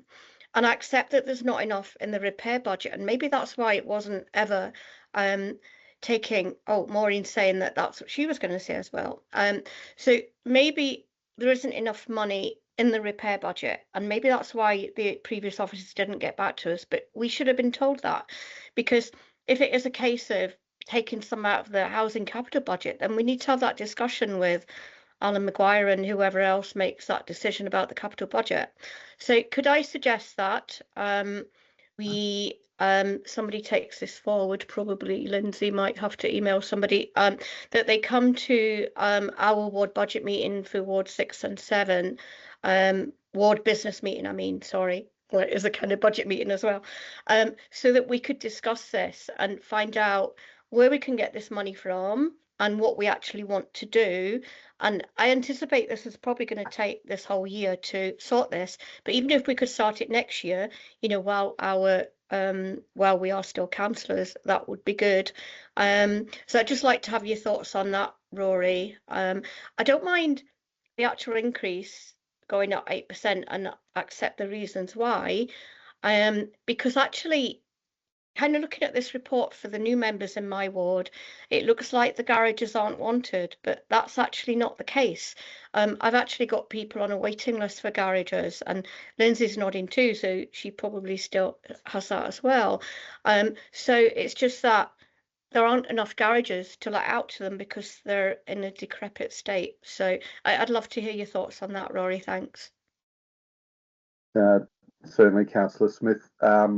I have had something to do with the garages in the north in previous employment. I was the housing manager for the north for a couple of years, and my colleague Colin Sharp, who has retired recently, had a fair bit of. He was the repairs manager for north. He was doing a bit of work on garage action plans. I'm not sure what the status of those is with members, but we can revisit that, and we can visit a ward business meeting.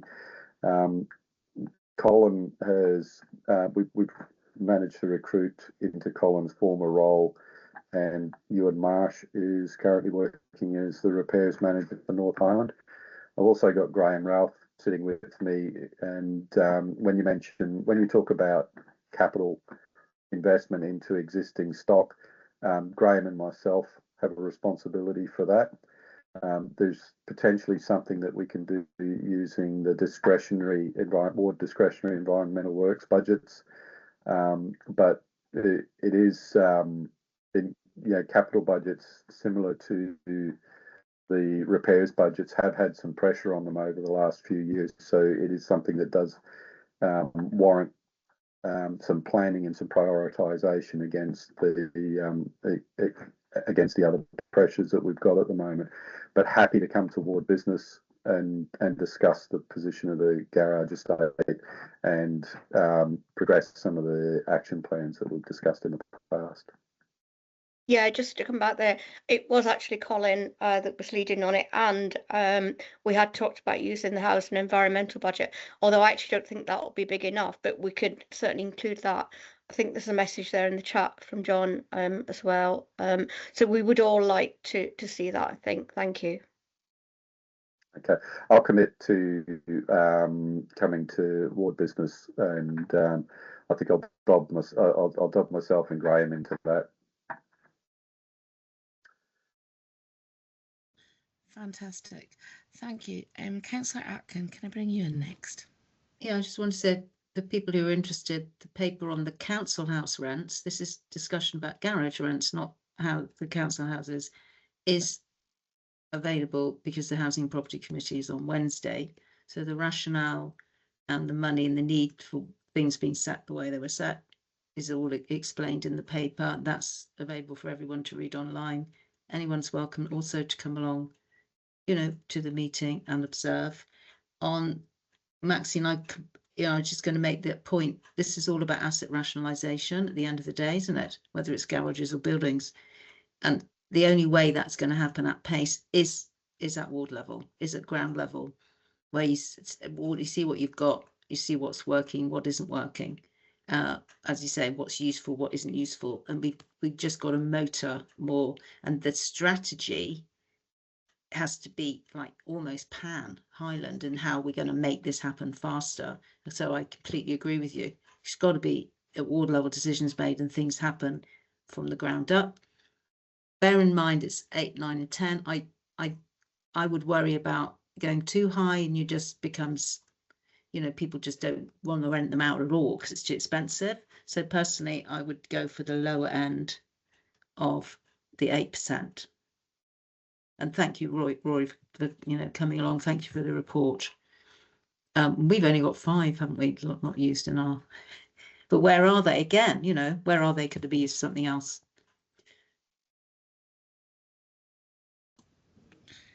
Thank you so much for that. I just want to remind everybody that if we put things in the chat, it won't appear on the recording. So if we can try and not use it for things that are part of the discussion. Councillor Loudon, if I can bring you in. Thank you. Yeah, and thanks for the report, Rory. It's quite a lot been said already. I think the one thing that we maybe haven't discussed is, would there be any intention of bringing the rents in line over a period of time?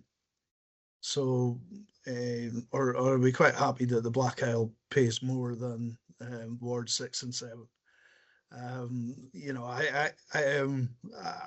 I'm being a little bit diabolical there, but is there, is the intention to address the fact that I remember because I think I was chairing it at that time. We were the first area committee to look at garage rents, and we tiptoed and didn't put in a big increase. Every other area after us put in a bigger one, and so we've ended up with lower rents in Ward 6 and 7 than there are in other parts of the Highlands. So could we have a look at that, or are we quite happy just to have them considered individually? Derek, could I ask you something on that one very quickly? Yes. When you're talking about aligning, do you mean aligning by raising the lower level up rather than aligning by lowering the upper level down? Which way would you like to align? I'm entirely in the hands of my colleagues as to which option they would go for. But what I would say is the whole idea of this originally, John and Sinclair, because you weren't here at the time. Laura probably help. There's almost nobody was here at the time. Was what we were aiming to do is to reduce the number of voids, so generate more income, and for that income to be used to reduce the number of voids. So I'm not certain whether voids are on a downward trend or have we kept it on a level playing field, or are voids continuing to rise. And the points that Maxine made, they were all really good ones. That there is a there is a lack of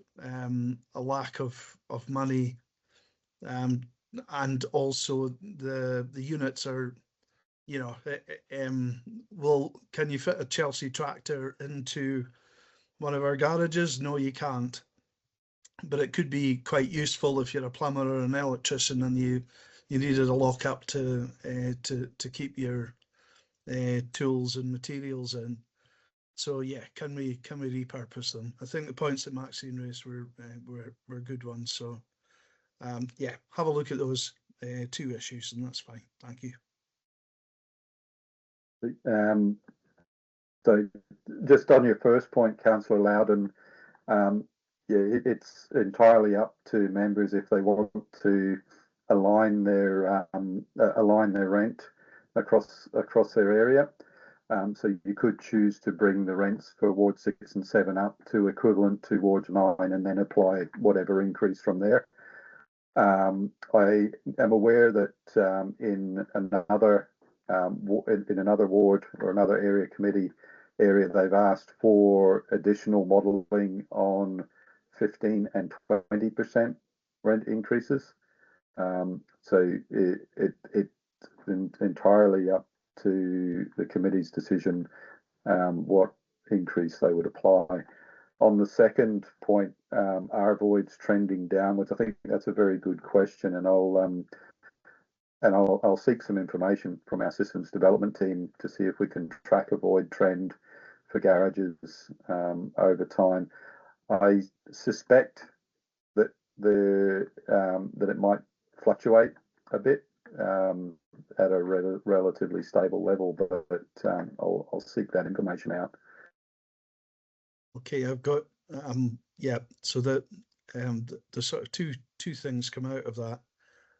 It might be better to put pounds and pence rather than percentages, because the percentage numbers look quite big, but in actual cash terms, they're the increases are really pretty small, and I don't think we're helping by giving percentages.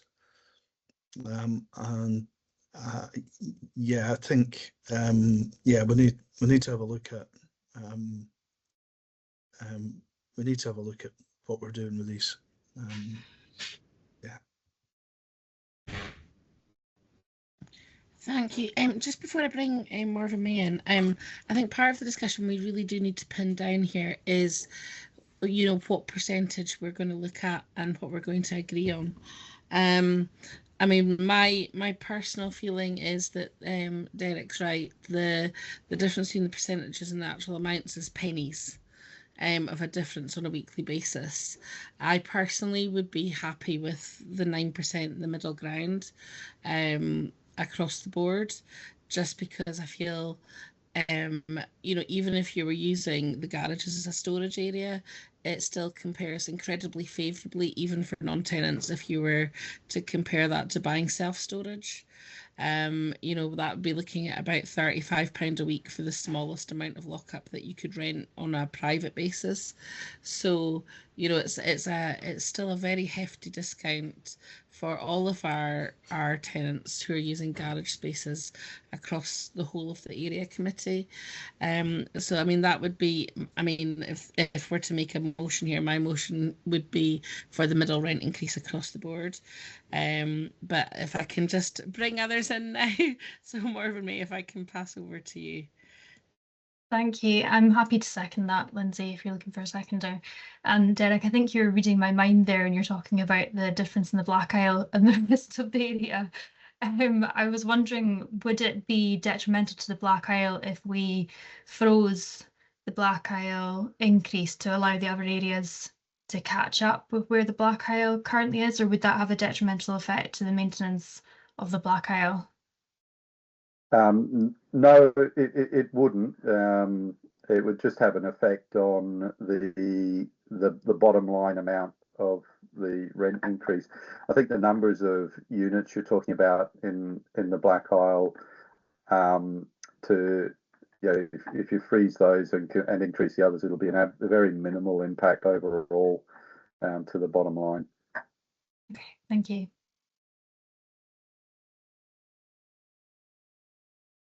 Sorry about that. My mouse went off for a wee wander there. Couldn't bring it back to the unmute button. Councillor Cockle, if I can bring you in next. Thanks very much, Chair. Yeah, I was just trying to dig into these voids. Hearing from Councillor Smith that there's a demand for these spaces. So I'm just wondering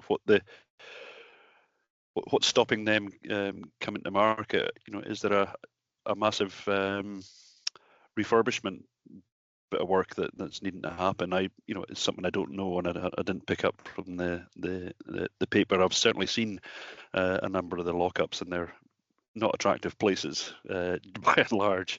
So it'd be helpful to understand that. Thank you.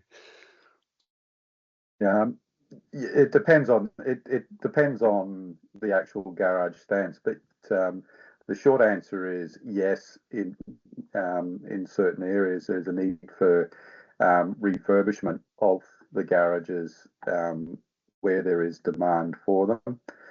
We maintain an offline register of applicants for garages, and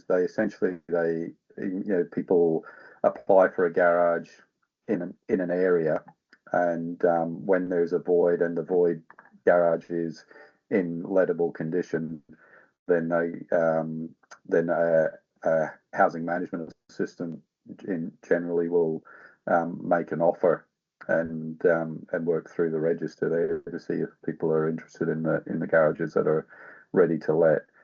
But it really does depend on which stance you're talking about, because in some areas there might be demand issues where it doesn't really matter what the condition is, we're still going to carry voids. So I think other councillors have mentioned it is really a question of what we're prepared to invest in these stances to make them lettable, and whether that's a worthwhile investment or whether there's something else that we should do with them. Yeah, I'm just not picking up from the paper, where those differences are. So where are they? Yeah. Sorry, okay. I think that might be it's probably a subject for a different paper, but certainly something that we could go to board business with in terms of garage action plan. Thanks very much again. Thank you. Councillor Ross. Just to say, I'm happy to go to the middle ground as well, Lindsay, and I agree with Morv and me bringing the Black Isle, just freezing maybe this year, getting us all in line. It's going to be easier moving forward, because next year we won't have to have the discussion of why is one different than the other. So that's all. And the only other thing I would say to Rory and Graham is, do you ever tell Business Gateway, for instance, there's properties out there, if they've got startups, people wanting to maybe be a plumber or a joiner, and they're needing a lockup, get in touch with the council. They have garages that are sitting empty. Just a suggestion.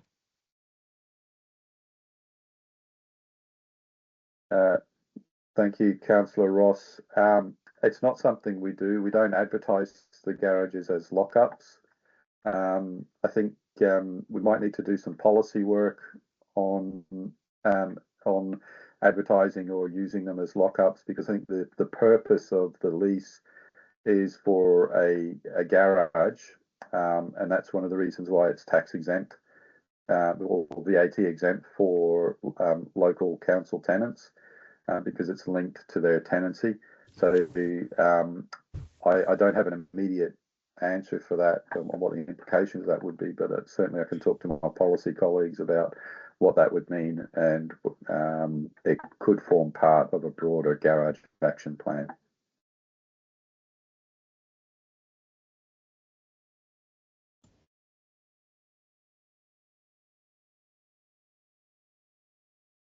You're on mute, Lindsay. Sorry, I was going to say, Councillor Edmondson, have you already been in on this topic?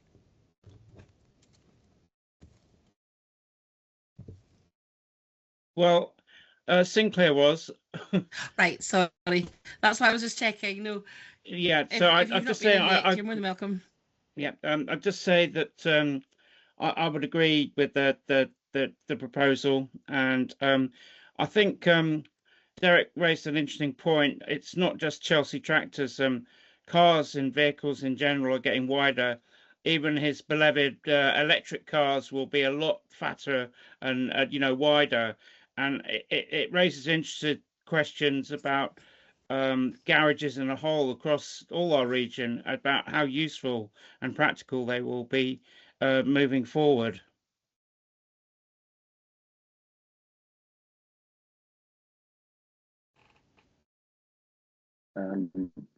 Yes, I'm not sure if there was a question you wanted me to answer there, Councillor Edmondson, but certainly something that we can look for in garage action plans at ward level. I think your comment around electric vehicles was very current and to the point, because electric vehicle infrastructure is going to be key to the rollout of electric vehicles, and I'm not sure our garage stances are best placed to support that in their current form, but certainly something that we could look at. Okay. Is there, so the current motion as is, I believe that we're going to go for the 9% rent increase and align all to the current rates in Ward 6 and 7. So that being that the new rent for council house tenants would be £11.89, and for non-tenants would be £14.27. Is that what you understand the motion to be, everybody? And is there any amendments for an alternative? No. Okay. Councillor Atkin?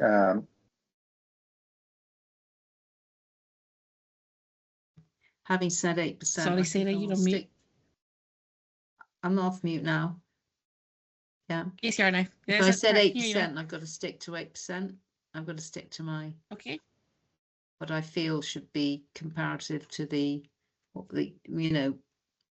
other consultation on 8, 9 or 10%. Perfect. And would that be aligning the garage rents as well, or just? I mean, either you would up the others to align and figure out what percentage that is, so that they're just, that's it, it's done, they're aligned, because it does that absolutely align. What percentage makes it an aligned rental?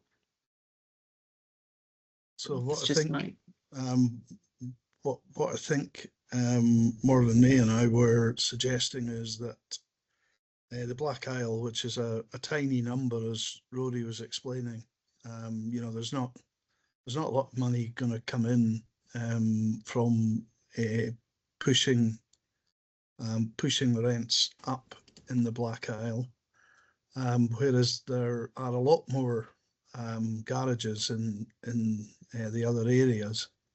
But I think if we put them up in the other areas and hold them in the Black Isle, that would seem, until such point as they are aligned.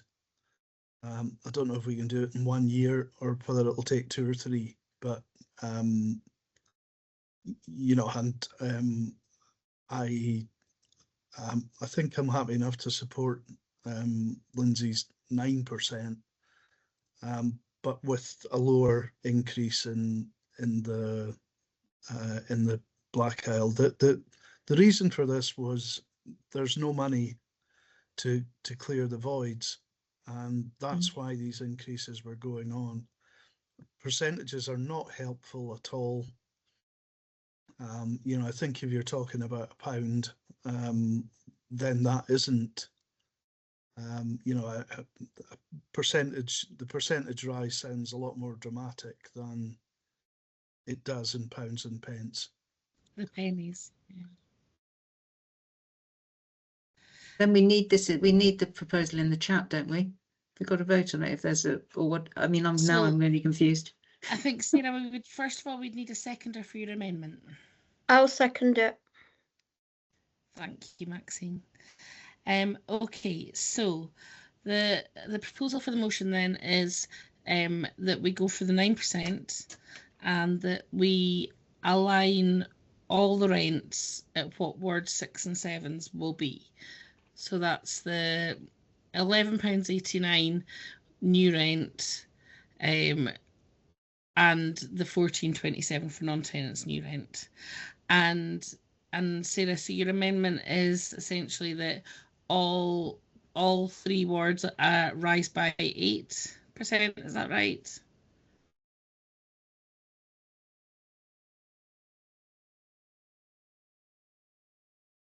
I Sorry. assumed that would be alignment with, but aiming for alignment, but with an 8% rise, Thank and you. not the Black Isle not going up. That's my understanding. But then, you know, we have no idea on. How can we have an amendment when it hasn't been costed? We're not meant to do that, are we? We say that all the time in the chamber. Fiona, advice. Members, can I just check? This is just something to check with Rory, because I think the garage rents have set on a yearly basis. So just in regard to freezing Black Isle rents until it aligns, I haven't got my head around the figures, but I don't know if you can commit to doing this for more than a year. So it would just be, I'm just wondering, you know, could you only freeze the Black Isles for the 1 year and then you'll be reconsidering it again in a year's time? You can't commit at this stage to freezing it on an ongoing basis. Do you know what I mean? And I just wanted to check if that was the case, because I think this budget is set yearly. Yep. So, sorry, Fiona, do you want me to come in there? Yes, please. Okay. So I was just doing a couple of thumbnail calculations. I was going to say, on can I what just interrupt quickly? Why don't we pause the recording, have a quick adjournment, work this out, and then come back to the vote? Good idea. Thank you everyone for your help in that brief adjournment there. So what we have worked out and agreed is the motion is going to be for a 9% rise in wards 6 and 7 to the garages, and in the Black Isle the rise will be 5.6%. This will have the effect of aligning the rents in all 3 wards and having one rent across the whole of the area committee. Our members are happy with that and agree to that. Agreed. Agreed. Agreed. Fantastic. I love it when we all work together. Well, Rory, thank you so much for your time and for all your help, and really appreciate that. Thank you. Thank you, Chair. I'll stick around for the next item.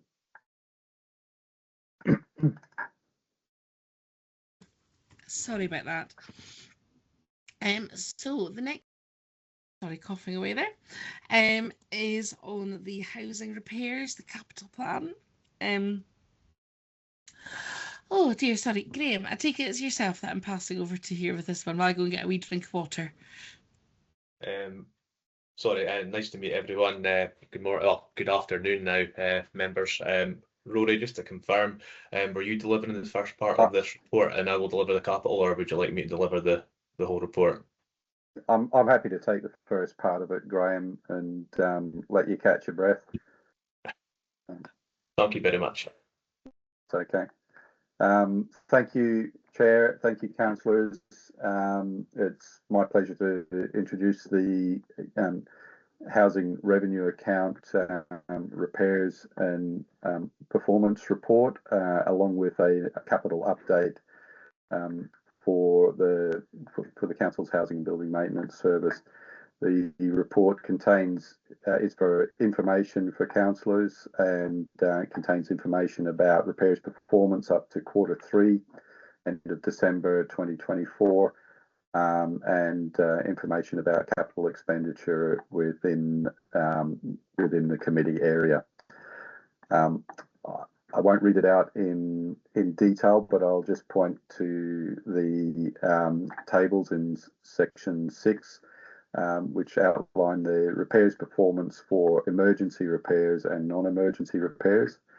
In the Black Isle, Cromarty, Firth and Tain and Easter Ross wards, we've maintained strong non-emergency repairs performance, which is well within the target of 12 hours, and also across the 3 wards, it is just slightly above what our benchmark would be, the benchmark group, which is similar sized housing providers. But what I will do is note that there are rurality issues that would impact on emergency response times, and hope that members will be conscious of that.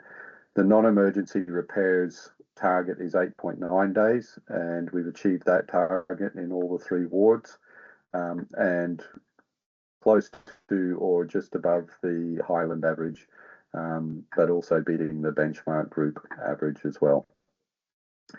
Where we have struggled is in our average relet times for void properties. Members will be aware of this. I'm sure it's always a high profile.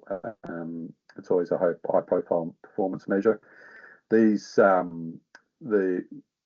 the wards have been heavily impacted by cost controls, which were implemented over the last couple of years in an effort to try and achieve balanced budgets, where we've had reduced repairs budgets, and that's given us a real challenge where we've had significant repairs to carry out on certain void properties. It's meant that we've had to direct properties towards our own internal teams for turnaround rather than use contractors, which has affected our ability to turn properties around quickly. The pressure isn't on us budget-wise as much as it has been in past years. So we are working through these issues, but there will be an ongoing impact because there's a lagging. It's essentially a lagging measure. So as a property becomes lettable and is re-let, it's the time that it's taken from then until now that impacts on this measure. If no one has any questions, I'll let Graham take away the capital summaries for the wards. But we have broken up the ward that report into a separate report for Black Isle and another one for Tain and Easter Ross. That's because of the way the reporting was broken down when the two areas were separate area committees. But I'll leave that. But if no one's got any questions, I'll move on to Graham. I was just about to say, I think we have a question from Professor Cockle. Thanks very much, Rory, for presenting that. You're talking about kind of playing catch up on the relet period. Do you have a kind of program for that? Yeah. When it might catch up and get back down to more normal levels.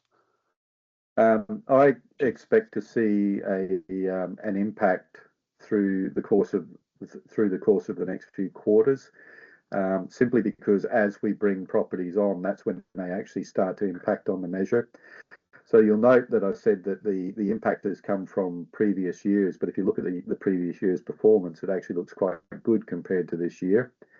But that's because those properties weren't coming back online until this year, when we actually had the ability to bring them online. So that's going to be an ongoing impact throughout the course of the remainder of this year and into next year. So it'll be sometime in the next year that you start to see that figure come down, and then once that's cleared, it'll look quite different in future quarters. Thanks, Rory. That's helpful.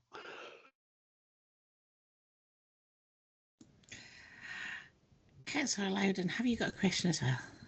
Yeah, I think there's a few things in the report voids was one of the things that had that kind of struck me as well. The time to re-let had tripled in a year, which is clearly a bit of a shock. Previously, it had been really pretty good, so it's sort of disappointing to see that. One of the other things, there were like 3 pages, 8, 9, and 10.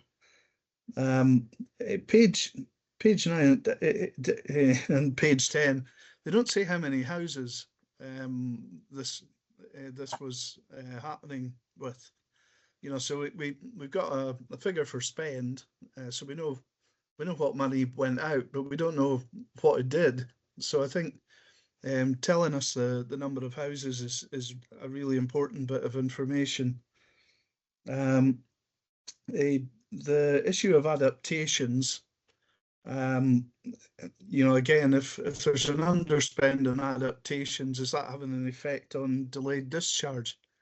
You know, if the ramps don't go in and the properties aren't, you know, is that something that maybe we should focus more on to make sure that that money in particular gets spent to kind of help people get back into their own homes and out of hospital. The environmental improvements budget, this is one that I kind of go on about every year. Colin raised a particular issue with us in regard to a retaining wall. I don't know whether that was one on Quarry Lane. I don't know whether that had been done and whether that's what the money was applied to. But you know, I think what we were using it for was, in particular, things like pavements, because the sort of you know, we get multi-million-pound budgets for roads, but pavements almost are a forgotten issue. So is that something that we could have a look at? And there's a big underspend there, which I'm hoping is just a timing difference in the last 3 months of the year. There's a catch up in that. Maybe a delayed start date or something like that that's caused it, but it's a really big underspend on the capital repairs budget. I'm happy to jump in there, Rory, if you wish. Sorry, Councillor Loudon. Quite a lot of the parts you referred to there was in referring to the report that I'm away to go and deliver. So if you want, I can deliver the report first and then come back to your questions, if that's okay.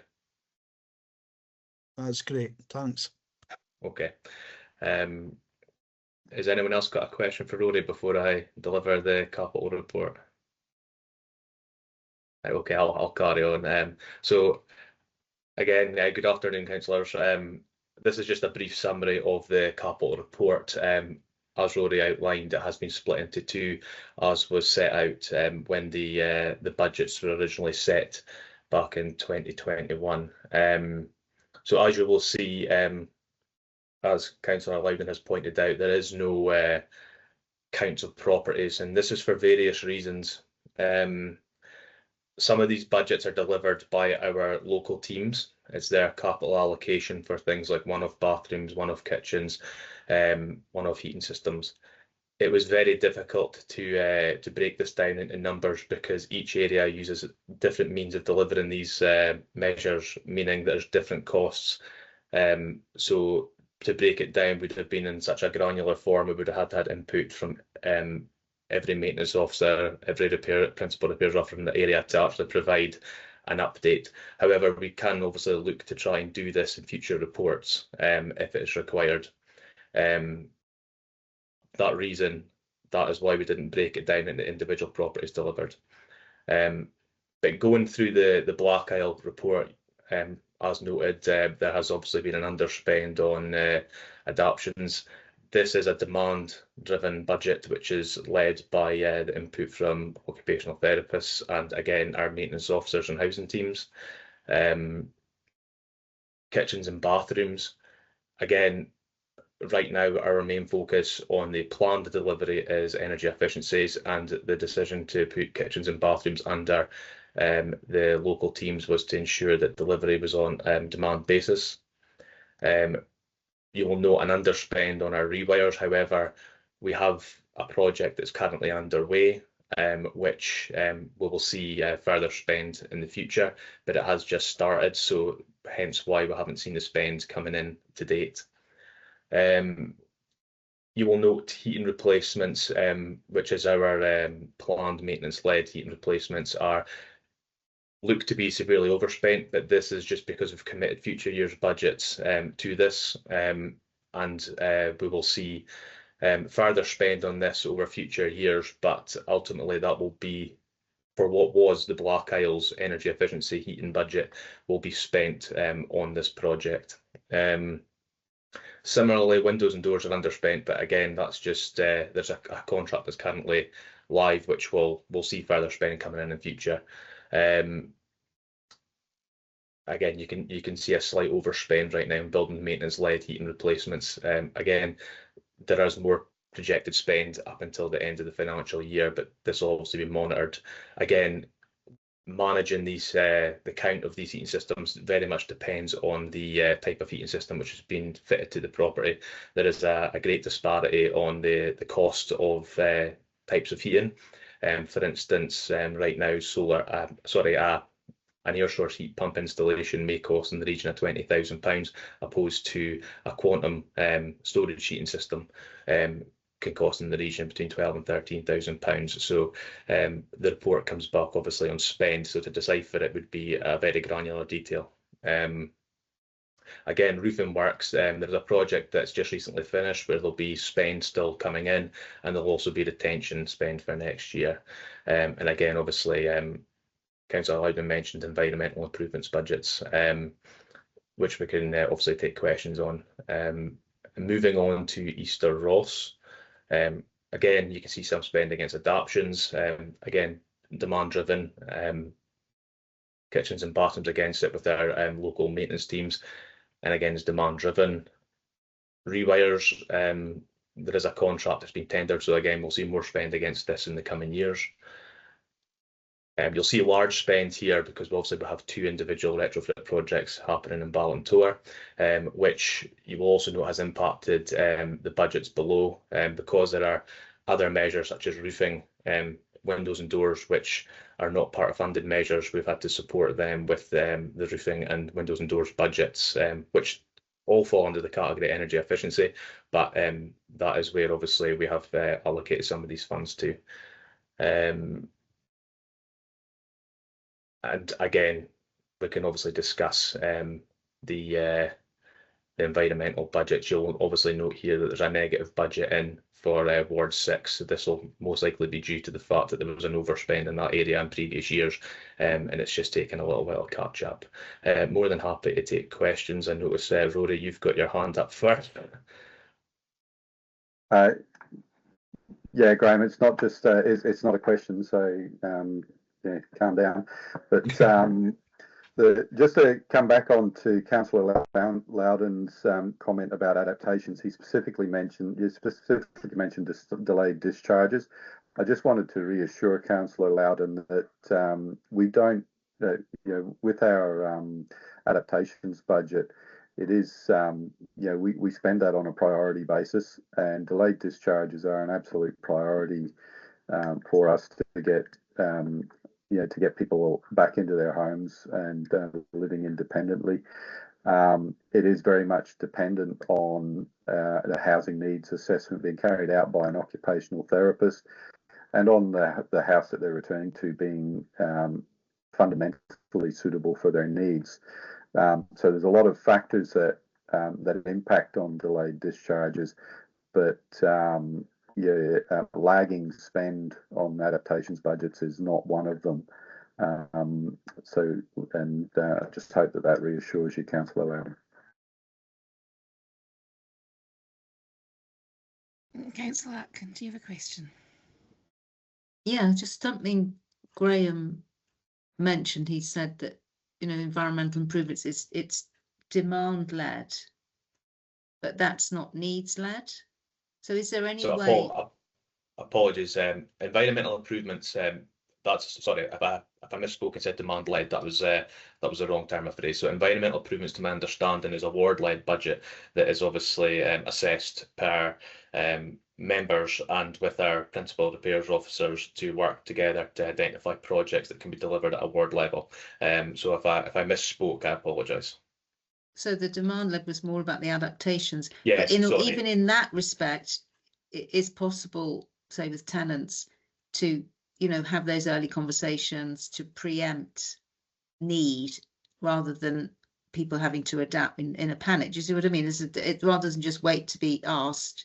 Is there any way of getting to getting ground level info that says, you know what, in a couple of years' time, this person might not be able to walk up the stairs, etc., etc. I mean, we've all got those people in our communities, and you just think it ain't going to be long. And then you're in a panic, and then they're really suffering, then they're living for ages in completely inappropriate houses. It's just more about how do we create that proactive approach rather than, as you say, not spending the money we need to spend. I think it's a little bit more difficult than that because again it's more led by occupational therapists. So unfortunately, usually that assessment only takes place once someone has put them forward for that assessment, whether it be their GP or whether it be perhaps a caregiver or perhaps maybe a housing officer has maybe assessed and decided to put them forward for an OT referral. In regards to preempting it, again, we would require that the OT is actually signed off in the measures. Because the risk assessment has to be taken for the individual user when the aids and adaptations budget's been spent. It's not a standard specification that gets delivered to each property. For instance, one property may require a heating system upgraded, whereas another just requires a ramp installed in the property. Another may require handles for to assist them in the shower or the bath or whatever, but it's individually assessed per the actual that individual person. So I think it would be quite difficult to actually future-proof the aids and adaptations budget in that sense. I think probably more prevalent is to ensure that we've got the right specification for our own kitchens and bathroom specifications so that we are delivering a minimum standard that is accessible for certain property types that may have a certain demographic that actually stays within that property. Thank you for that. Thank you. Councillor Cockle, have you got a question? Thanks very much. It's just struggling to understand a wee bit. I was just looking at the paper and the budget spend compared with year to date on both the Black Isle and the East Ross areas. The Black Isle looks to be sort of 140,000 odd overspent, whilst the East Ross looks to be near $1 million underspent. Can you give us a bit of clarity about that? Yeah, quite understanding it. Thanks. I'll be honest. Coming into the council 8 months ago, I had my own battles getting my head around some of that myself. So as it's a capital budget, we have the ability to accelerate into future years. So for instance, if we identify a project, some of the budgets are quite low and we wouldn't deliver much in an area. So if we can if we can find a project that say has 30 properties that needs heating, that may mean we have to overspend in that allocation for that individual year, but we do have the ability to accelerate our spend by utilising future year spend. Similarly, if we know we've got a project in the horizon, we can choose to defer our spend in a year to bring that budget forward in a future year to assist in actually delivering a project. I hope that answers your question. Well, yes and no. I mean, my constituents might jump up and down on me saying, why have you allowed the council to underspend on housing in East Ross by £1 million? if I can see that longer term timeline, where that funding comes in, then I understand it and I can explain it. Absolutely. See what I'm on. Thanks. Okay, can I just maybe step in here, Graham? Yeah, absolutely. Just on that point, Councillor Coghill, the capital budget is allocated over a 5-year period. So in this cycle, it's from 2022 to 2027. So what you're looking at is essentially an annualised reporting over a 5-year budget cycle. We've done a bit of work to try and pull that together into a format that's readable, but we do recognise that it's actually not. It's not necessarily reflective of how the capital budget works. So essentially, what we're doing is committing to borrow amounts of that money and pay for it out of future revenues. So if it's underspent, it's essentially it's just not committed. Rather than being underspent, it's not funds that we have in the banks sitting for that purpose. It's just that we haven't committed that amount out of our projected borrowings, and so it's a little bit tricky to present that 5-year cycle in an annualized format, but that's effectively what you're seeing on the report.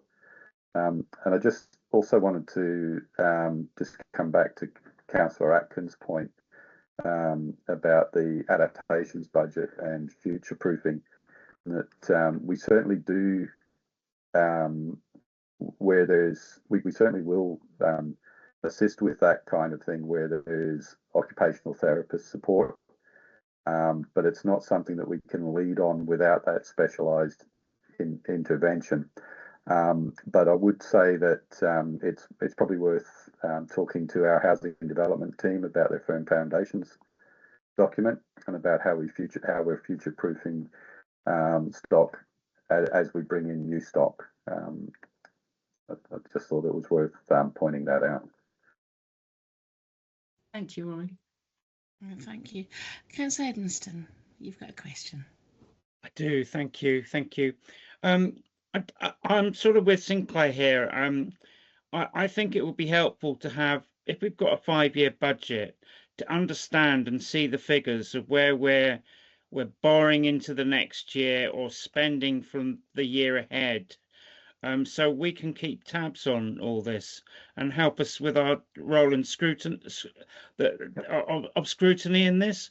It's because looking at this, you're saying, well, we borrowed from future years, or we had an overspend from last year, but it isn't quantified, and we can't as members keep tabs on what's going on. So I would ask if any kind of presentation could be able to display that and we can go back to our lecture, as Sinclair says, and say, well, this is the reason. We've underspent this year, blah blah blah. So I don't know whether there's any way we can do that. I was waiting to say, I think we can certainly review the format in which we can report going forward. Personally, I can say that I would much prefer to see it in that basis as well, because it tracks better for the way that I monitor it, because I monitor it over a 5-year term, because sometimes we do have contracts that run over consecutive years, so it is difficult to try and break that down into an annual spend. So I do see where you're coming from, Councillor, and I do think we will review the way in which we can report that better in the future. Thank you. Councillor Loudon.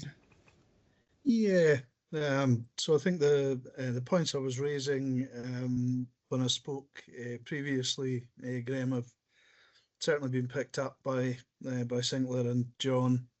It is, I think, at best sort of confusing. I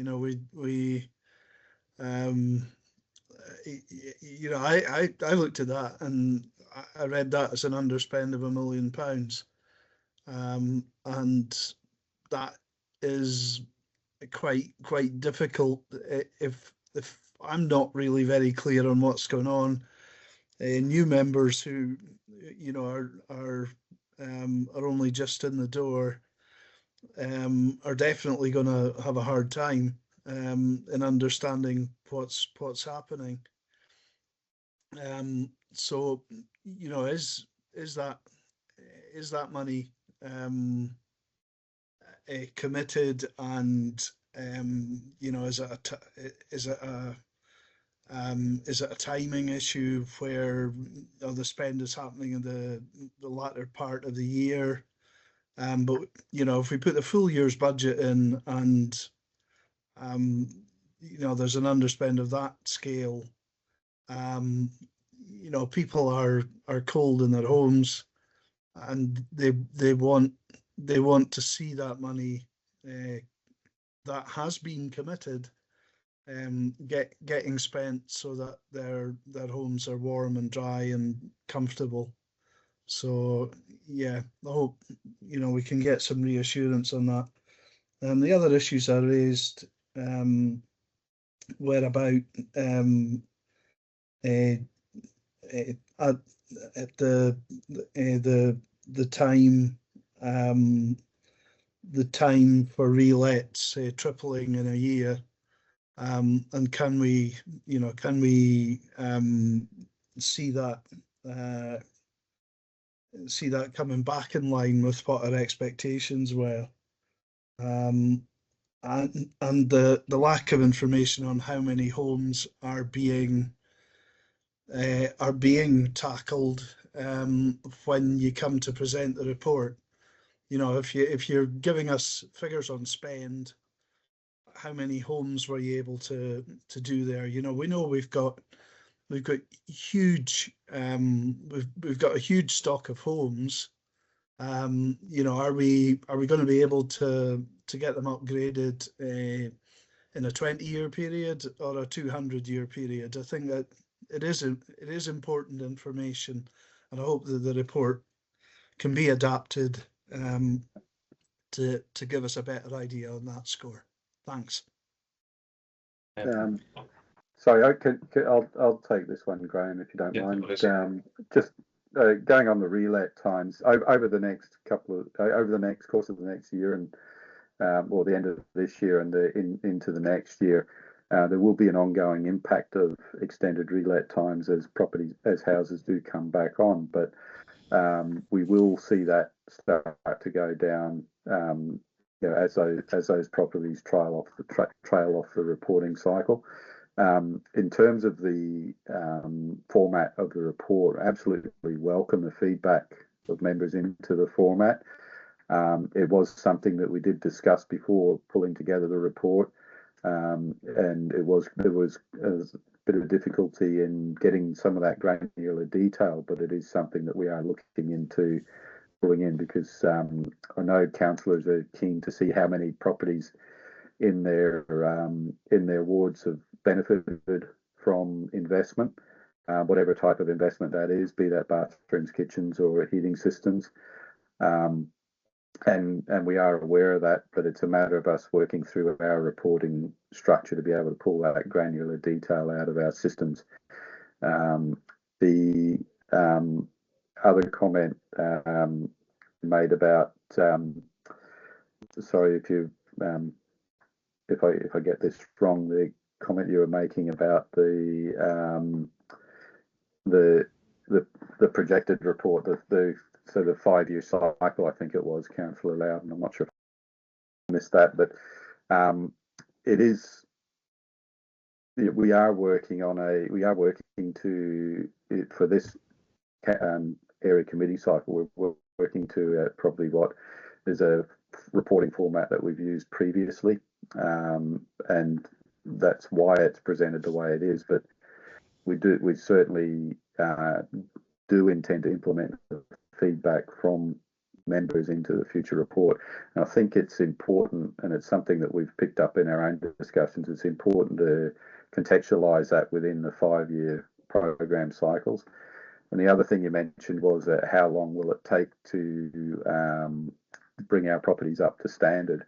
There's a number of significant investment priorities that we've got to do that, and to bring it.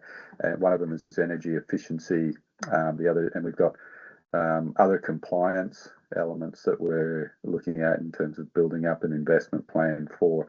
So these are things like our electrical condition reporting, which sometimes identifies capital need for rewires and things like that.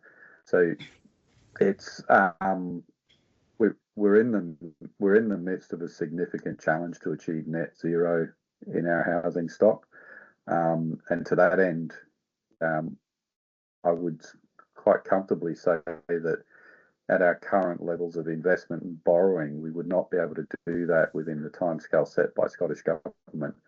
So what it's incumbent on us is to seek outside sources of funding for investment. And some members will be aware of this within their wards, where we're doing mixed measures to bring houses up to full energy efficiency standards. By, for example, it might involve installing a air source heat pump, redoing windows and doors, external insulation, roofing, and solar PV for the full package of measures. And that has a significant impact, but it also takes a significant investment. What we can't do generally is convince someone to pay for all of it on our behalf, but we can get match funding, and that's one of the things that we're pursuing, and our colleagues in the energy team are very active in helping us with that. Graham works quite closely with them on those projects. Yeah, thanks. Super. And Councillor Smith, I think will we take you last just now? Okay. Yeah. Thanks, Graham and Rory. So, whoops, my phone's recorded me there. I wonder if we're ever going to get to the point like where Albion are, where we do a 10-year or 20-year cycle of replacing whatever we need to in each property, so that we'll get to the point where we know, say, in 2036, we've got to replace bathrooms in X estate, like that. Wondering that. But also, I keep hearing chatter in my Milnafoot area that houses in Ballantor or somewhere around there are getting insulation put in, and I keep being asked, are we going to get insulation or anything in the Milnafoot houses? I'll take this one. So on your first point, we are working behind the scenes to try and to do exactly that, to adopt a 30-year plan.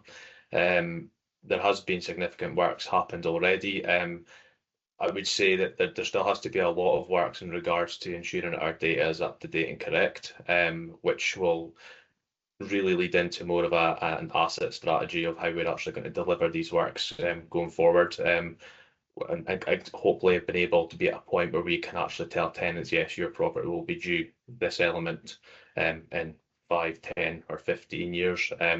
Obviously, we do try and do this just now with the information we have based on life cycle, but obviously things aren't just purely based on life cycle, it is also based on condition and how the properties have been used by previous or current residents. Now, in regards to Malnafuara, my understanding was coming into the council that the Malnafuara properties were also part of a bid for net zero funding, which unfortunately was not successful. Which meant that we had to reduce the numbers of properties in which we were going to deliver those measures to. As part of that original commitment, we had put out to the residents that within a 10-year period, our hope was to expand that investment in retrofit works that will hopefully eventually reach the Malnafuara area. But as it stands right now, all of our budget for those works are already committed in the Ballantor area for the properties we're already delivering. Can I just ask why it was refused then? Because, Milnafoot is an area of social deprivation and the houses are really bad. It isn't ourselves that actually make the assessment. So we put in a funding bid to the Scottish Government, and the Scottish Government obviously review it. And based on all the other bids they've got in, they'll decide which bids which bids they're going to actually take forward. And unfortunately, in this instance, we were not successful in actually obtaining funding. Okay. Thank you for that. And so first of all, I'd like to say thank you very much, Rory and Graham, for your time today. And members, are we happy now that we have scrutinised the Housing Performance Report that we're happy to note it for April to December 2024? Agreed. Thank you very much. Indeed, So thanks. we are moving swiftly on to education attainment reports. So Annika, thank you for hanging in there with us today. Are you wanting to start us off? Yeah, thank you very much, members, and good afternoon. It's been a long morning for you. So I'm bringing two papers today around the Fortrose ESG and then the Tain ESG as well. And it's primarily around the primary schools data. The secondary data, as you can see, goes back a little bit, and I'll come back to another committee around that when we have all the information from all the analysts and so on, so you can scrutinise that then. We felt it was important for you to see the ASL data for your local schools. Obviously, we're coming up to an education committee as well, so you can see what that means. Just to give a little bit of context, as always, so the data you're seeing within the reports is from last session, 23-24, unless it states otherwise. And just to give a little bit more context as well, in the Fortrose ESG, you have 705 pupils in total in your primary schools, and with 92 children in your ELC setting. Secondary school, Fortrose Academy has got 628 young pupils, and that's from the September census. You're asked today to have a look and note the content of the report in regards to your primary schools attainment data. And within the report, you can also see there's a lot of information within, with links also to other areas such as latest inspection reports. However, today I'm just going to ask you to note the data, and if you have specific questions around individual schools, I'm happy to come back to another meeting, but also bring the head teacher who can share you the more details around it. But in the report, you can see how the schools rated themselves in their standards and quality reports in June 2024. It can be highlighted sometimes. A school can have had a care inspector report or Education Scotland report or inspection since then, which might have changed the rating of their schools. But this is just a snapshot, as you can see, from June 2024. 3 out of 8 schools within the Fortrose ESG had an inspection by HMI within the last 5 years. And what you can note from the attainment overview for the primary schools, that shows the schools within the ESG, Associate School Group of Fortrose, they actually perform in line or above the Highland average in all the areas, with some schools even perform over national average. The overview shows an improving picture across the ESG, and I just want to point out as well, you can see there's a C in certain sections. That is for our smaller schools, and that is so nobody can identify individual children due to confidentiality of them. In the appendix, you can also see the projected school rules for the area for the ESG. And as I said, I'm here for the primary data, but obviously if you want us to bring a head teacher later, even from the Fortrose Academy, but I think it would probably be better because it's a kind of outdated data looking at 22-23. I would welcome if you have any questions now, or I can move on to the next paper chair. It's up to you. Thank you. Have we got any questions for the first? Councillor Atkin. Hi, Annika. Thanks for this. Yeah, I was going to say, you know, there's no point discussing data from 2022 on the secondary side because so much has happened since, and it's not really reflective of today. I just had a couple of things where the sample is too low for identification reasons. It actually would be quite useful to have a pan ASG data. So then everything would be put in. I think that might be, as an addition, that might be an easier way to do it. And I mean, some of the I mean, some schools have, it's just ridiculous amount of time since they have been inspected by Education Scotland, but that's a complete separate issue.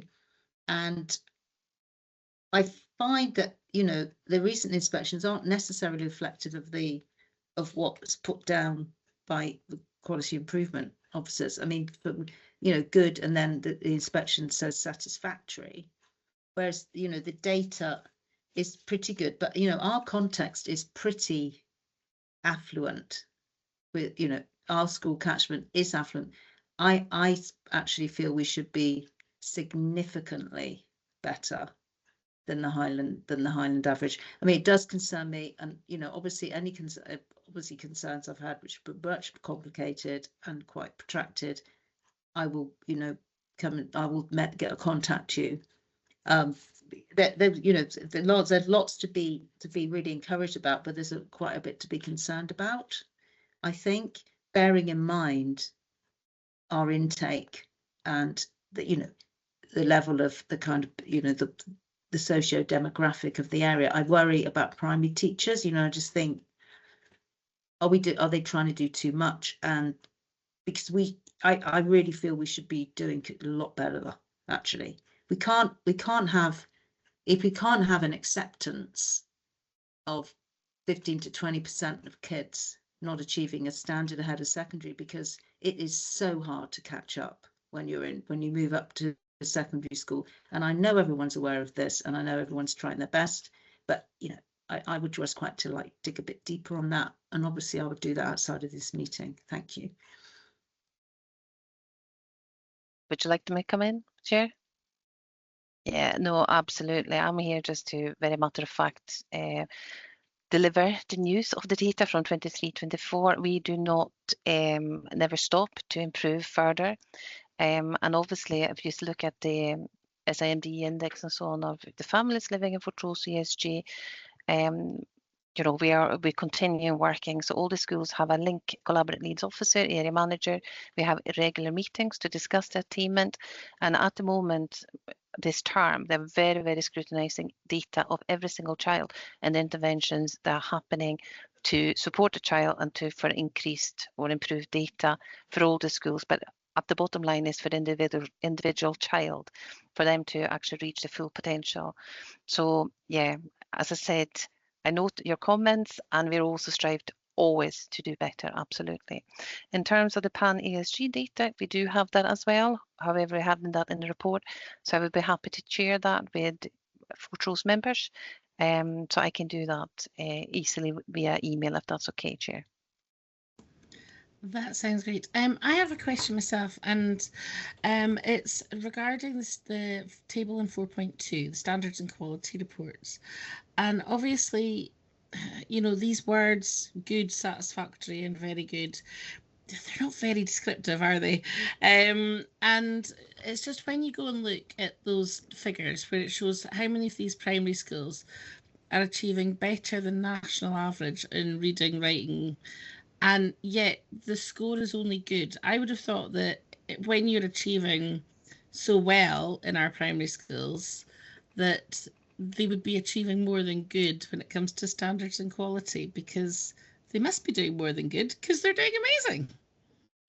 Yeah, so what we do, all the schools are following something called How Good is a School For? And within each performance indicators, we have something we call themes. And you have to measure yourself against the themes and all the evidence you have against the themes. And sometimes you might not have all the evidence in place to be able to show that you are something else than you're on paper, but obviously everyone's striving to reach the illustrations what are good or very good or even excellent actually means. So you think on paper, if something looks like everyone is achieving really well, it just comes back to maybe Councillor Aitken's point that we can maybe do better. Although they are achieving well, but maybe you can do better. So no, but I get the point. But it was worth pointing out that any grading is just to then. Something can actually, things can change quite quickly in a school. It can just be that you have a member of staff off sick. It's hard to maybe find a supply teacher. And then through that, then the consistencies for a pupil maybe is not as good as it could be. So a school is only as good as what happens today. and the same with Education Scotland. When they come in, it's exactly what happened that week when they're in, that they actually looking at it. So particularly in our small schools, sometimes from one week we can have a very good school and the next week is just satisfactory, because it's a bit fragile. It's a fragility sometimes about it. So, but I take your point that you might want more meat on to the gradings, but I would be happy to bring the head teachers back to another meeting for members to have those questions as well. Thank you. So do we have any more questions on the Fortrose ASG before we move to the Tain ASG? No. Okay, Annika, I'll let you move on to the Tain report. Yes, thank you very much, Chair. So again, we are now on, I'm just going to set the context a wee bit of the Tain ASG, the Associated School Group. So the primary schools from the primary census in September had 582 pupils with 79 children in the ELC setting. And again, in ELC, that can go up, throughout the year as it started at different places. But in September, it was 79. Again, please scrutinise and note the content of the report in regards to primary schools attainment. And again, happy to bring head teachers back to further meetings where you can ask more about context of each individual schools. You also see there how the schools rated themselves in the Standards and Quality Report, again in June 2024. In the Tain ASG, 5 out of 9 schools within the area, they have had an inspection by HMI within the last 5 years. Now, the attainment in Tain ASG is a bit more of a mix, I would say. And attainment overview for primary schools show a mixed picture within the schools. Some of them perform in line with Highland average in reading, and one school actually perform over national average too. And there is an overall improving picture in reading. And again, I would be happy to share the ESG overall data if members would be interested in that. However, in writing and numeracy, the schools are in line with Highland average or actually also below. Again, note the smaller schools. I cannot report on that due to confidentiality, and children might be identified. And you can also see in appendix the projected school rules for your information. In the Tain ASG, as per Fortrose ESG, we're working very closely with our head teachers on the schools in terms of attainment meetings, scrutinising data, interventions put in place, and also we have very rigorous tracking of every pupil in terms of the performing and also what is then done about it. And that's happening as we speak in some of the schools. But happy to take questions again, Chair. Thank you. Thank you. Have we got any questions regarding the Tain area? Councillor Loudon. I think I'd like to draw attention to Craig Hill Primary, where the results are very impressive. I mean, those who know the area will know that that's a school that takes in pupils from the Mansfield estate, which I think is although the overall area isn't classed as a high SIMD area, the Mansfield estate I think certainly is. So I think Eileen and her team deserve a lot of credit for the really good set of results that they've brought out. Just looking at some of the rest of it, page 28 of the report, TRA. There's we have these difficulties all the time. There's no information there from 2023, and we're in 2025.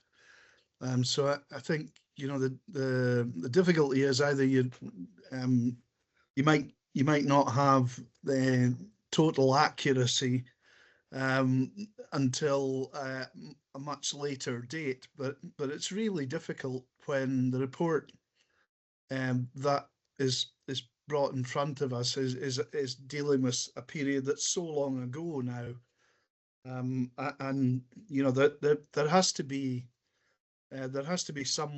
some way of getting more up to date information that you can base an assessment on, and in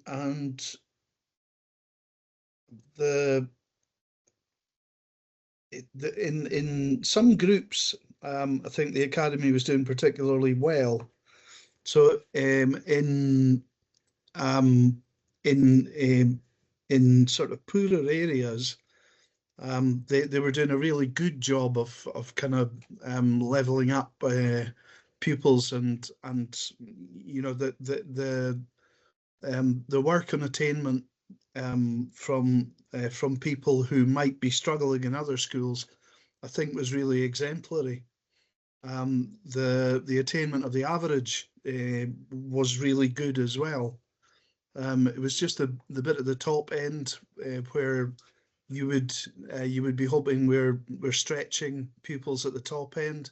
Maybe that was the area where things weren't quite as good as perhaps we might have hoped. But I think overall, I didn't see it as too negative an outturn, and in the case of Craighill, I think it was exceptional. So thanks very much for the work that you're doing with the schools and the pupils, and let's hope we see some improvement again in the years ahead. Do you want to come in there? I can come in there, Chair, as well. I agree with you with the latest data. We had a bit of a debate. Will we bring this report now, although the data's not up, the latest for for secondary sector, or will we bring it now so we can see at least the ESOL data? So we did have a debate about if we're going to delay it or not, but we thought it was more important to bring so you actually have an overview of the ESOL data, upcoming committees and so on, and full council. So we'll bring back the secondary data as soon as we can, okay, for your information too. So thank you for your comments. Councillor Ross.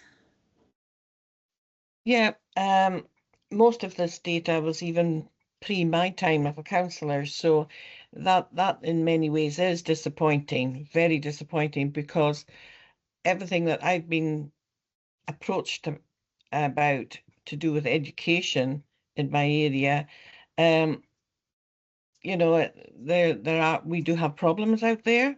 So especially about getting teachers, there's been a lot of posts which we're unable to be filling in the academy at the moment, and you know there's areas of concern in some of the primary schools.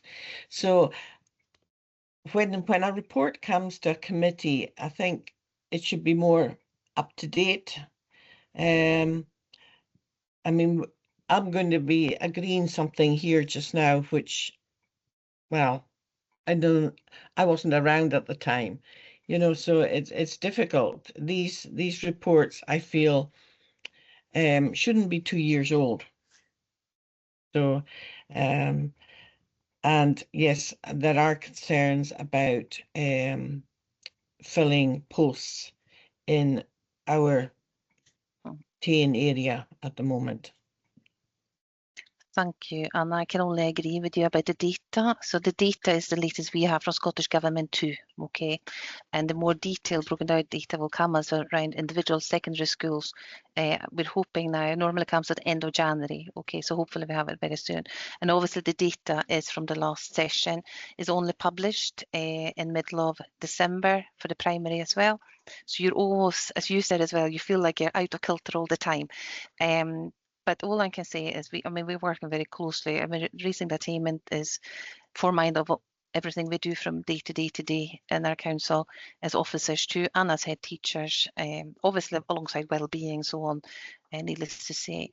In terms of teachers, we have difficulties sometimes, and it's not just in Tain, to attract the right candidates sometimes with the right subject, and there's a national shortage of certain subject specialists as well.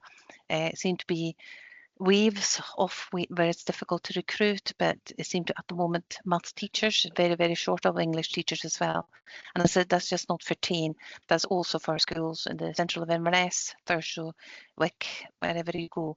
But that's a national issue that we're working obviously together with Scottish governments and so on. I highlighted it then too. So there is an issue nationally around this. Yeah, I have been looking into a bit of that, Annika, and it is a national, it is actually even more than Scotland. The teaching profession is under an awful lot of pressure, but thank you. And thank you very much for your comments. Can I just say as well, thank you very much for showing the interest in your data too, and I will forward you the Pan ESG data for you as well, so you can see the overall picture rather than individual schools too. So thank you very much for your time. No, Annika, thank you for putting everything together and coming along and speaking to us. And it'll be lovely to hear next time about the other two ASGs. Obviously, if you've got more up-to-date data following the end of January, that might help next time as well. So thank you very much again. And members, are we happy to note the contents of the reports? Noted. Brilliant. Thank you very much. Chair, I have to leave. I literally have no option. Okay, no, I've got thank you for I've got a 2 o'clock, and it's about Wednesday's committee. So okay, thank you. Everyone's welcome. The housing property online. I'll let you have your little plug. Thank you. Bye. Thank you. Right, so now we are moving swiftly on yet again to common good funds. So I believe we are starting with the Black Isle funds. Is that correct, Lynn? So are you wanting to say anything to them, or are members happy that they've read the reports on the common good funds, or if they've got any questions? Yes, Councillor Smith. Yeah, and just let me get it up again. I've got a question. I didn't know you were going to go straight to that one. Yeah, on the I've lost it now. Right, okay, I can remember it. On the Invergordon Common Good Fund, I think you've got down. In fact, I think we're starting with Cromarty. Oh, I thought you said anybody got any questions on any of the. That's why I panicked. No. So we're starting with Cromarty, and then we'll do Fortrose, and we'll get to Invergordon. So okay, yeah. If you're able to hang on in there, we'll get. Yeah. Chair, if it helps, I can give a brief overview of Cromarty, if that would be helpful. Sure, thank you very much. Thank you, Chair. Thank you, members. Good afternoon. So members, in front of you, I'm sure you will have the annual accounts, the financial monitoring from the last financial year, along with the current financial year Q3 monitoring, detailed within your report, along with the proposed budget for 25-26 in respect of Cromarty Common Good Fund. Very happy to take any questions you may have. Just a couple of things to highlight.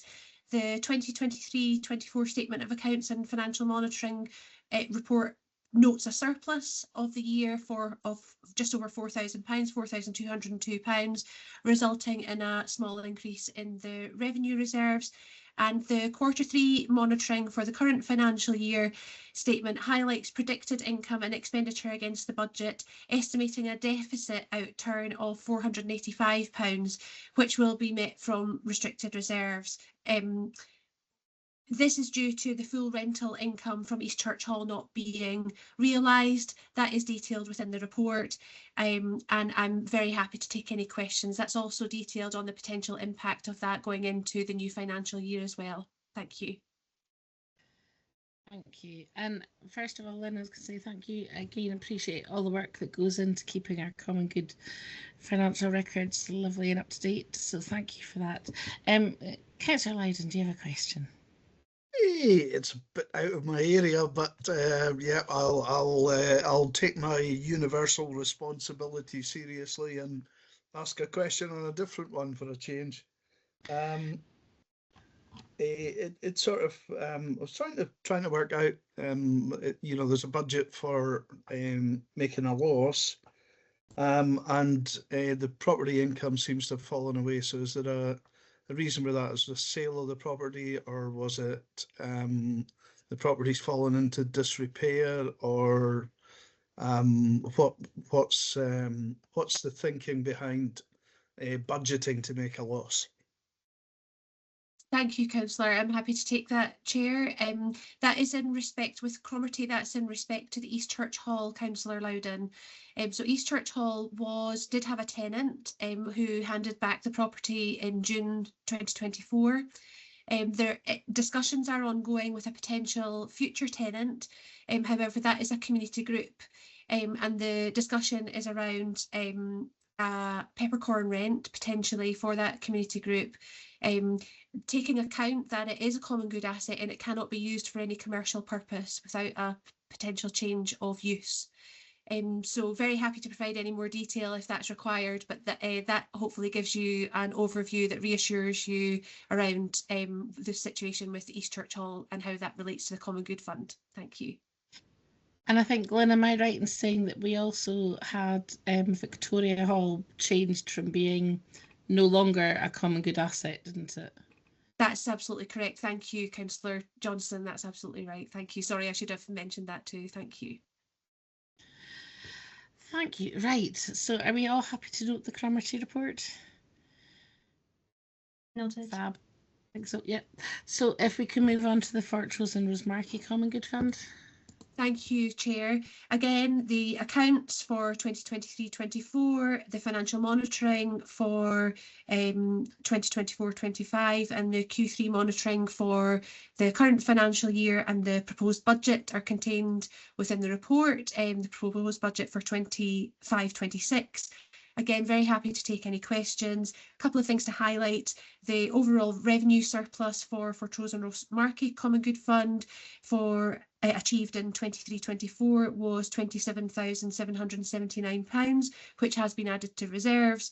And noting, councillors, the challenge of predicting what may be needed regarding coastal erosion in the future, and council engineers have indicated that it should be expected that within 5 years further repair work will likely be needed to the gabion baskets. Again, happy to take any questions through you, Chair. Thank you. Councillor Loudon.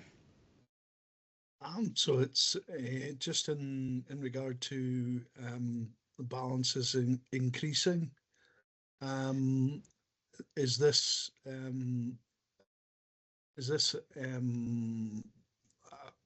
likely to continue, or will the gabion baskets eat the reserves, and you'll see them disappear quite quickly at some point in the future? Thank you, Councillor Loudon. Yes, clearly I'm not an engineer, but my understanding from the experts, colleagues who are engineers, the advice is that within that 5-year period, as noted in the report, it's expected that likely further work is to be expected. And history tells us that that work can be significantly impactful in terms of budget. So with the challenge around that, predicting precisely what's needed, hopefully that gives you enough reassurance that the experts have that in hand and are advising as much as they can at this point. Thank you. Thank you. Councillor Cocker. Thank you. Well, just on a similar vein, really, I think it would be of comfort to us all to have a kind of scale as to what kind of level of funding replacement gabion baskets might come to. You know, just get an order of magnitude. Is it 50,000? Is it 500,000? You know, that's the gist of it. Thank you. Thank you, Councillor Coghill. My understanding is that the last round of repairs, the bill was around about £90,000. Yeah, hopefully that helps in giving you some context and some comfort. Thanks very much. Not great comfort, but helpful anyway. Better to know. Sure. I think it just shows the impact that some of these winter storms are having on our coastline. And it's back to that debate about does actually some of the coastal erosion projects to save the coast, does it actually just push it elsewhere? And I think it's looking at the impacts of sometimes what happens on the other side of the Bewley Firth can have impacts on the south side of the Black Isle. So it's amazing how it's all connected. Thank you very much, Lynn, for those. And then the next one's the Invergordon Common Good Fund. I think that's Phil, isn't it? Yes, thank you, Chair. Good afternoon, members. So you have the Invergordon Common Good Fund report.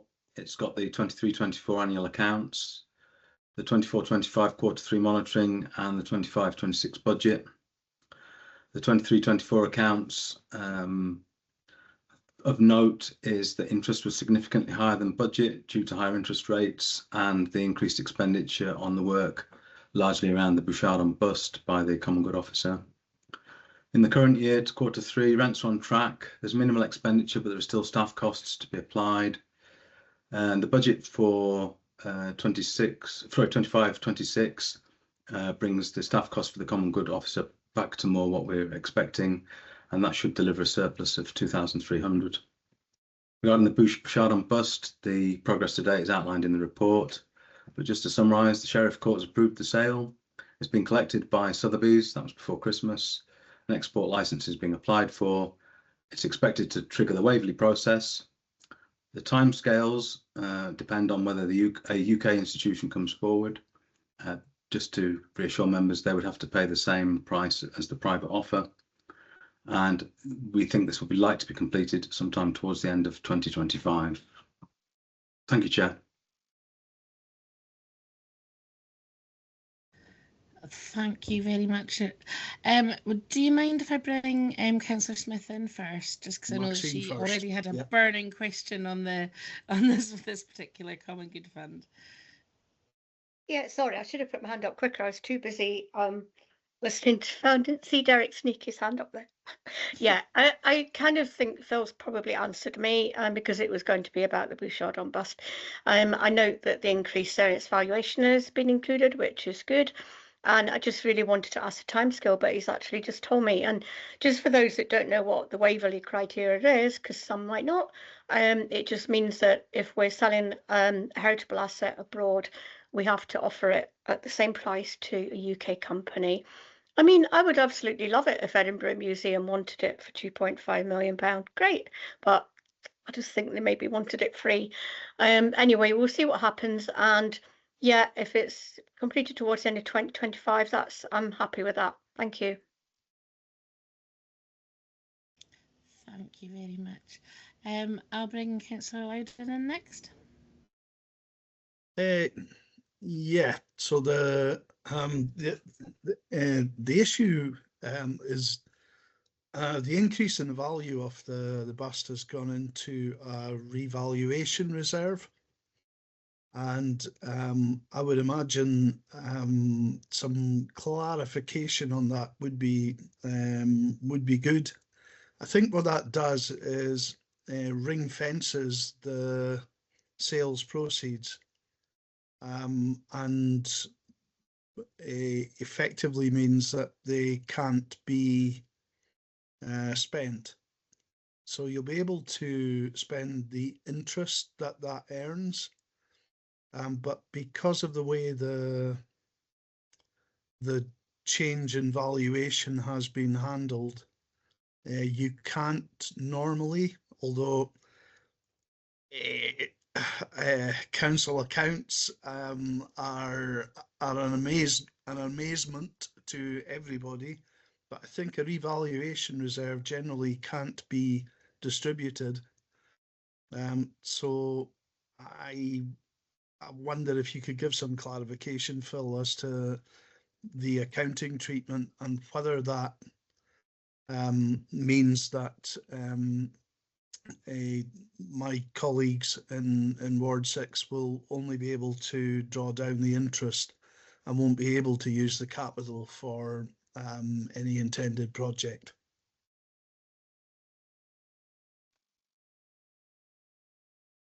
Would you like me to reply?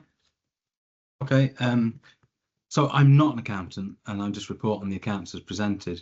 My understanding is that that revaluation reflects the valuation of the bust, because it isn't worth 1.4 million, it's worth 2.5. So I think that's what's going on there. In terms of how the money can be used, I think that's probably a separate question. If it's regarded as capital, which I understand it is, but I would need to confirm that, then it can only be spent on capital items. The interest would be treated, I think, as revenue. So that could be spent on grants, like you're saying, Councillor Loudon. I'm sure that we could get a full explanation of that. And in fact, I'm sure that as part of the work around what's going to happen with the proceeds from the bust, there's going to be a lot of work around what the options look like and work with members on how and when money can be used. So it's perhaps a question for the future. Thank you very much, Phil. And Councillor Edmonston. Thank you, Phil. Thank you. You've had the patience of a saint to wait in all day, more or less. I've just got a few questions about. Has he disappeared? No. I noticed that the rent hasn't gone up. What happens? Is there any clauses for rent going up at all? And I'd also just like to make the observation that if we're being presented with accounts, then you will obviously have a full inventory of the assets of the Common Good Fund, as well as the area of the Common Good Fund that it applies, because otherwise you wouldn't have passed an audit. It wouldn't have passed an audit. So I'd be grateful to try and. We've been asking for some time over details of that, and I'm just re-emphasising that they must be out there somewhere. Otherwise, you can't. Accounts can't be presented to us. Okay, so thank you. Two questions there. The town hall has been subject to a community asset transfer, and or at least the start of one, and so we were under the impression that the town hall was going to be sold. And in fact, we went through a consultation before I took on Invergordon Common Good Fund, but there was a consultation held, and it was agreed that the town hall could be sold. My understanding is that's going to come to a halt. However, another group may be interested. So we're in a kind of bit limbo here. But I think if we are at a point where that isn't going to go ahead, then we'll be looking at a rent review. And a rent review probably is due. Yeah. Okay, regarding the asset list, yes, there is an asset list that underlines the valuation. I haven't seen it actually, but I'm sure that we can get that. Excellent. Thank you, Phil. Thank you. Councillor Cockhill. Thank you, Chair. Thank you, Phil, for filling us in on where we're at on the Common Good Fund and the Invergordon bus. It's really helpful and clear.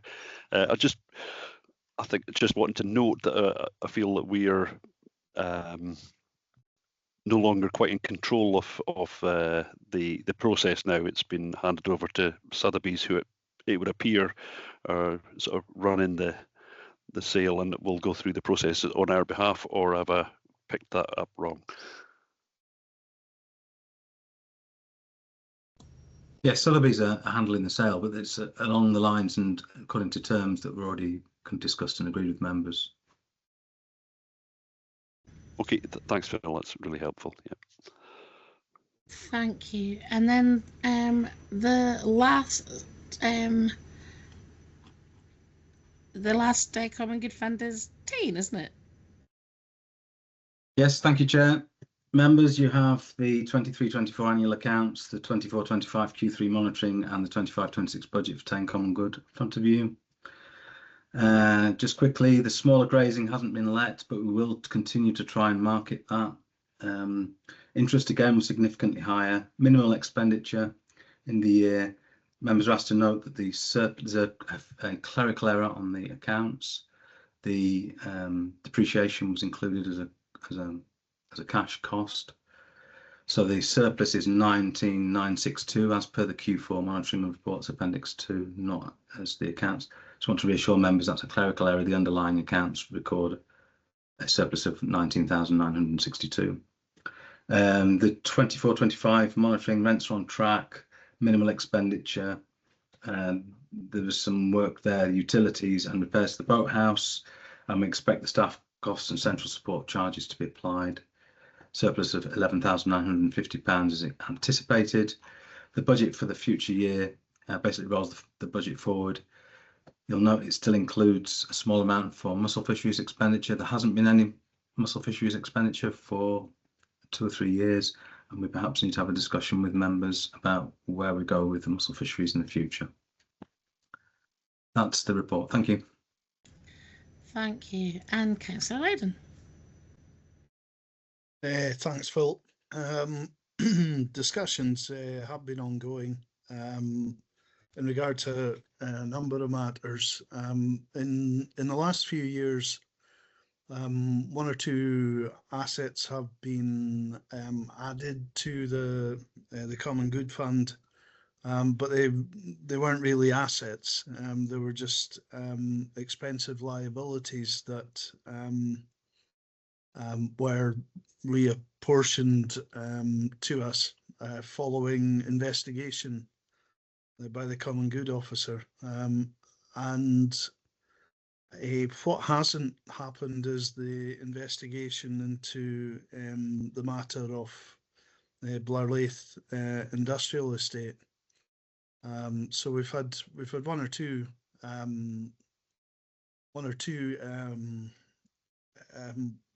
I think liabilities added as assets, but still no time being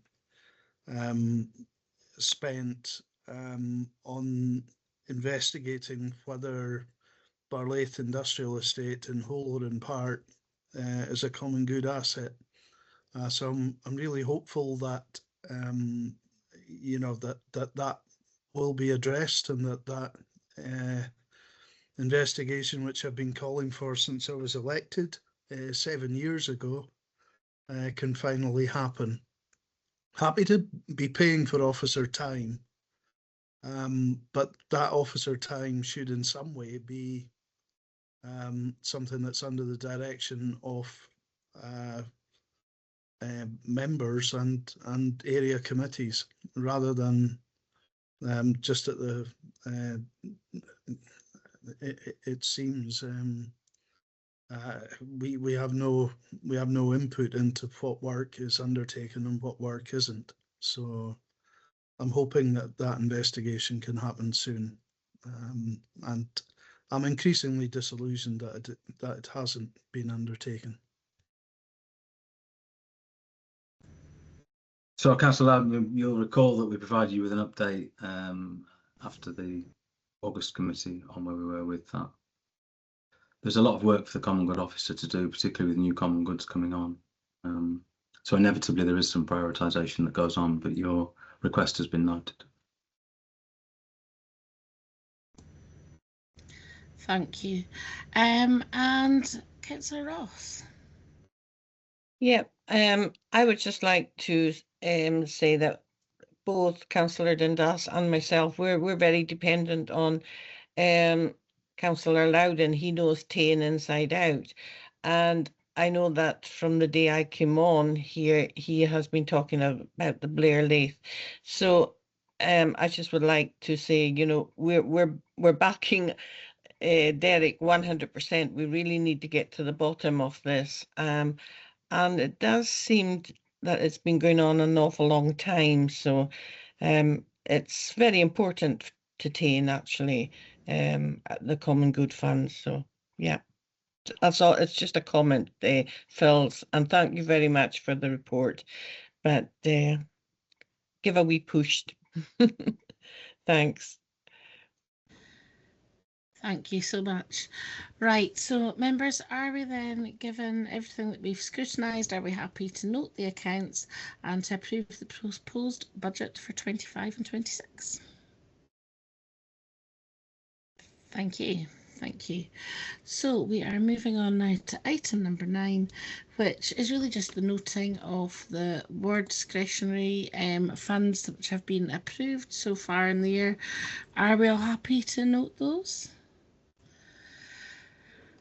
Brilliant. Well, in that case, that takes us very much to the end of our agenda for today. So thank you all for staying with it through. Yeah, there's oh, the minute. Sorry, we need to approve the minute. One other item. Yeah. Sorry, I just was scanning myself and just correcting myself there. Yeah, so yes. So are we all happy to note the minutes that were from the November meeting? Agreed. Thank you. So thank you all, members and officers, for sticking with us through such a mammoth session. And thank you very much for your time today. And I hope you all thoroughly get to enjoy at least a 5-minute break for your lunch.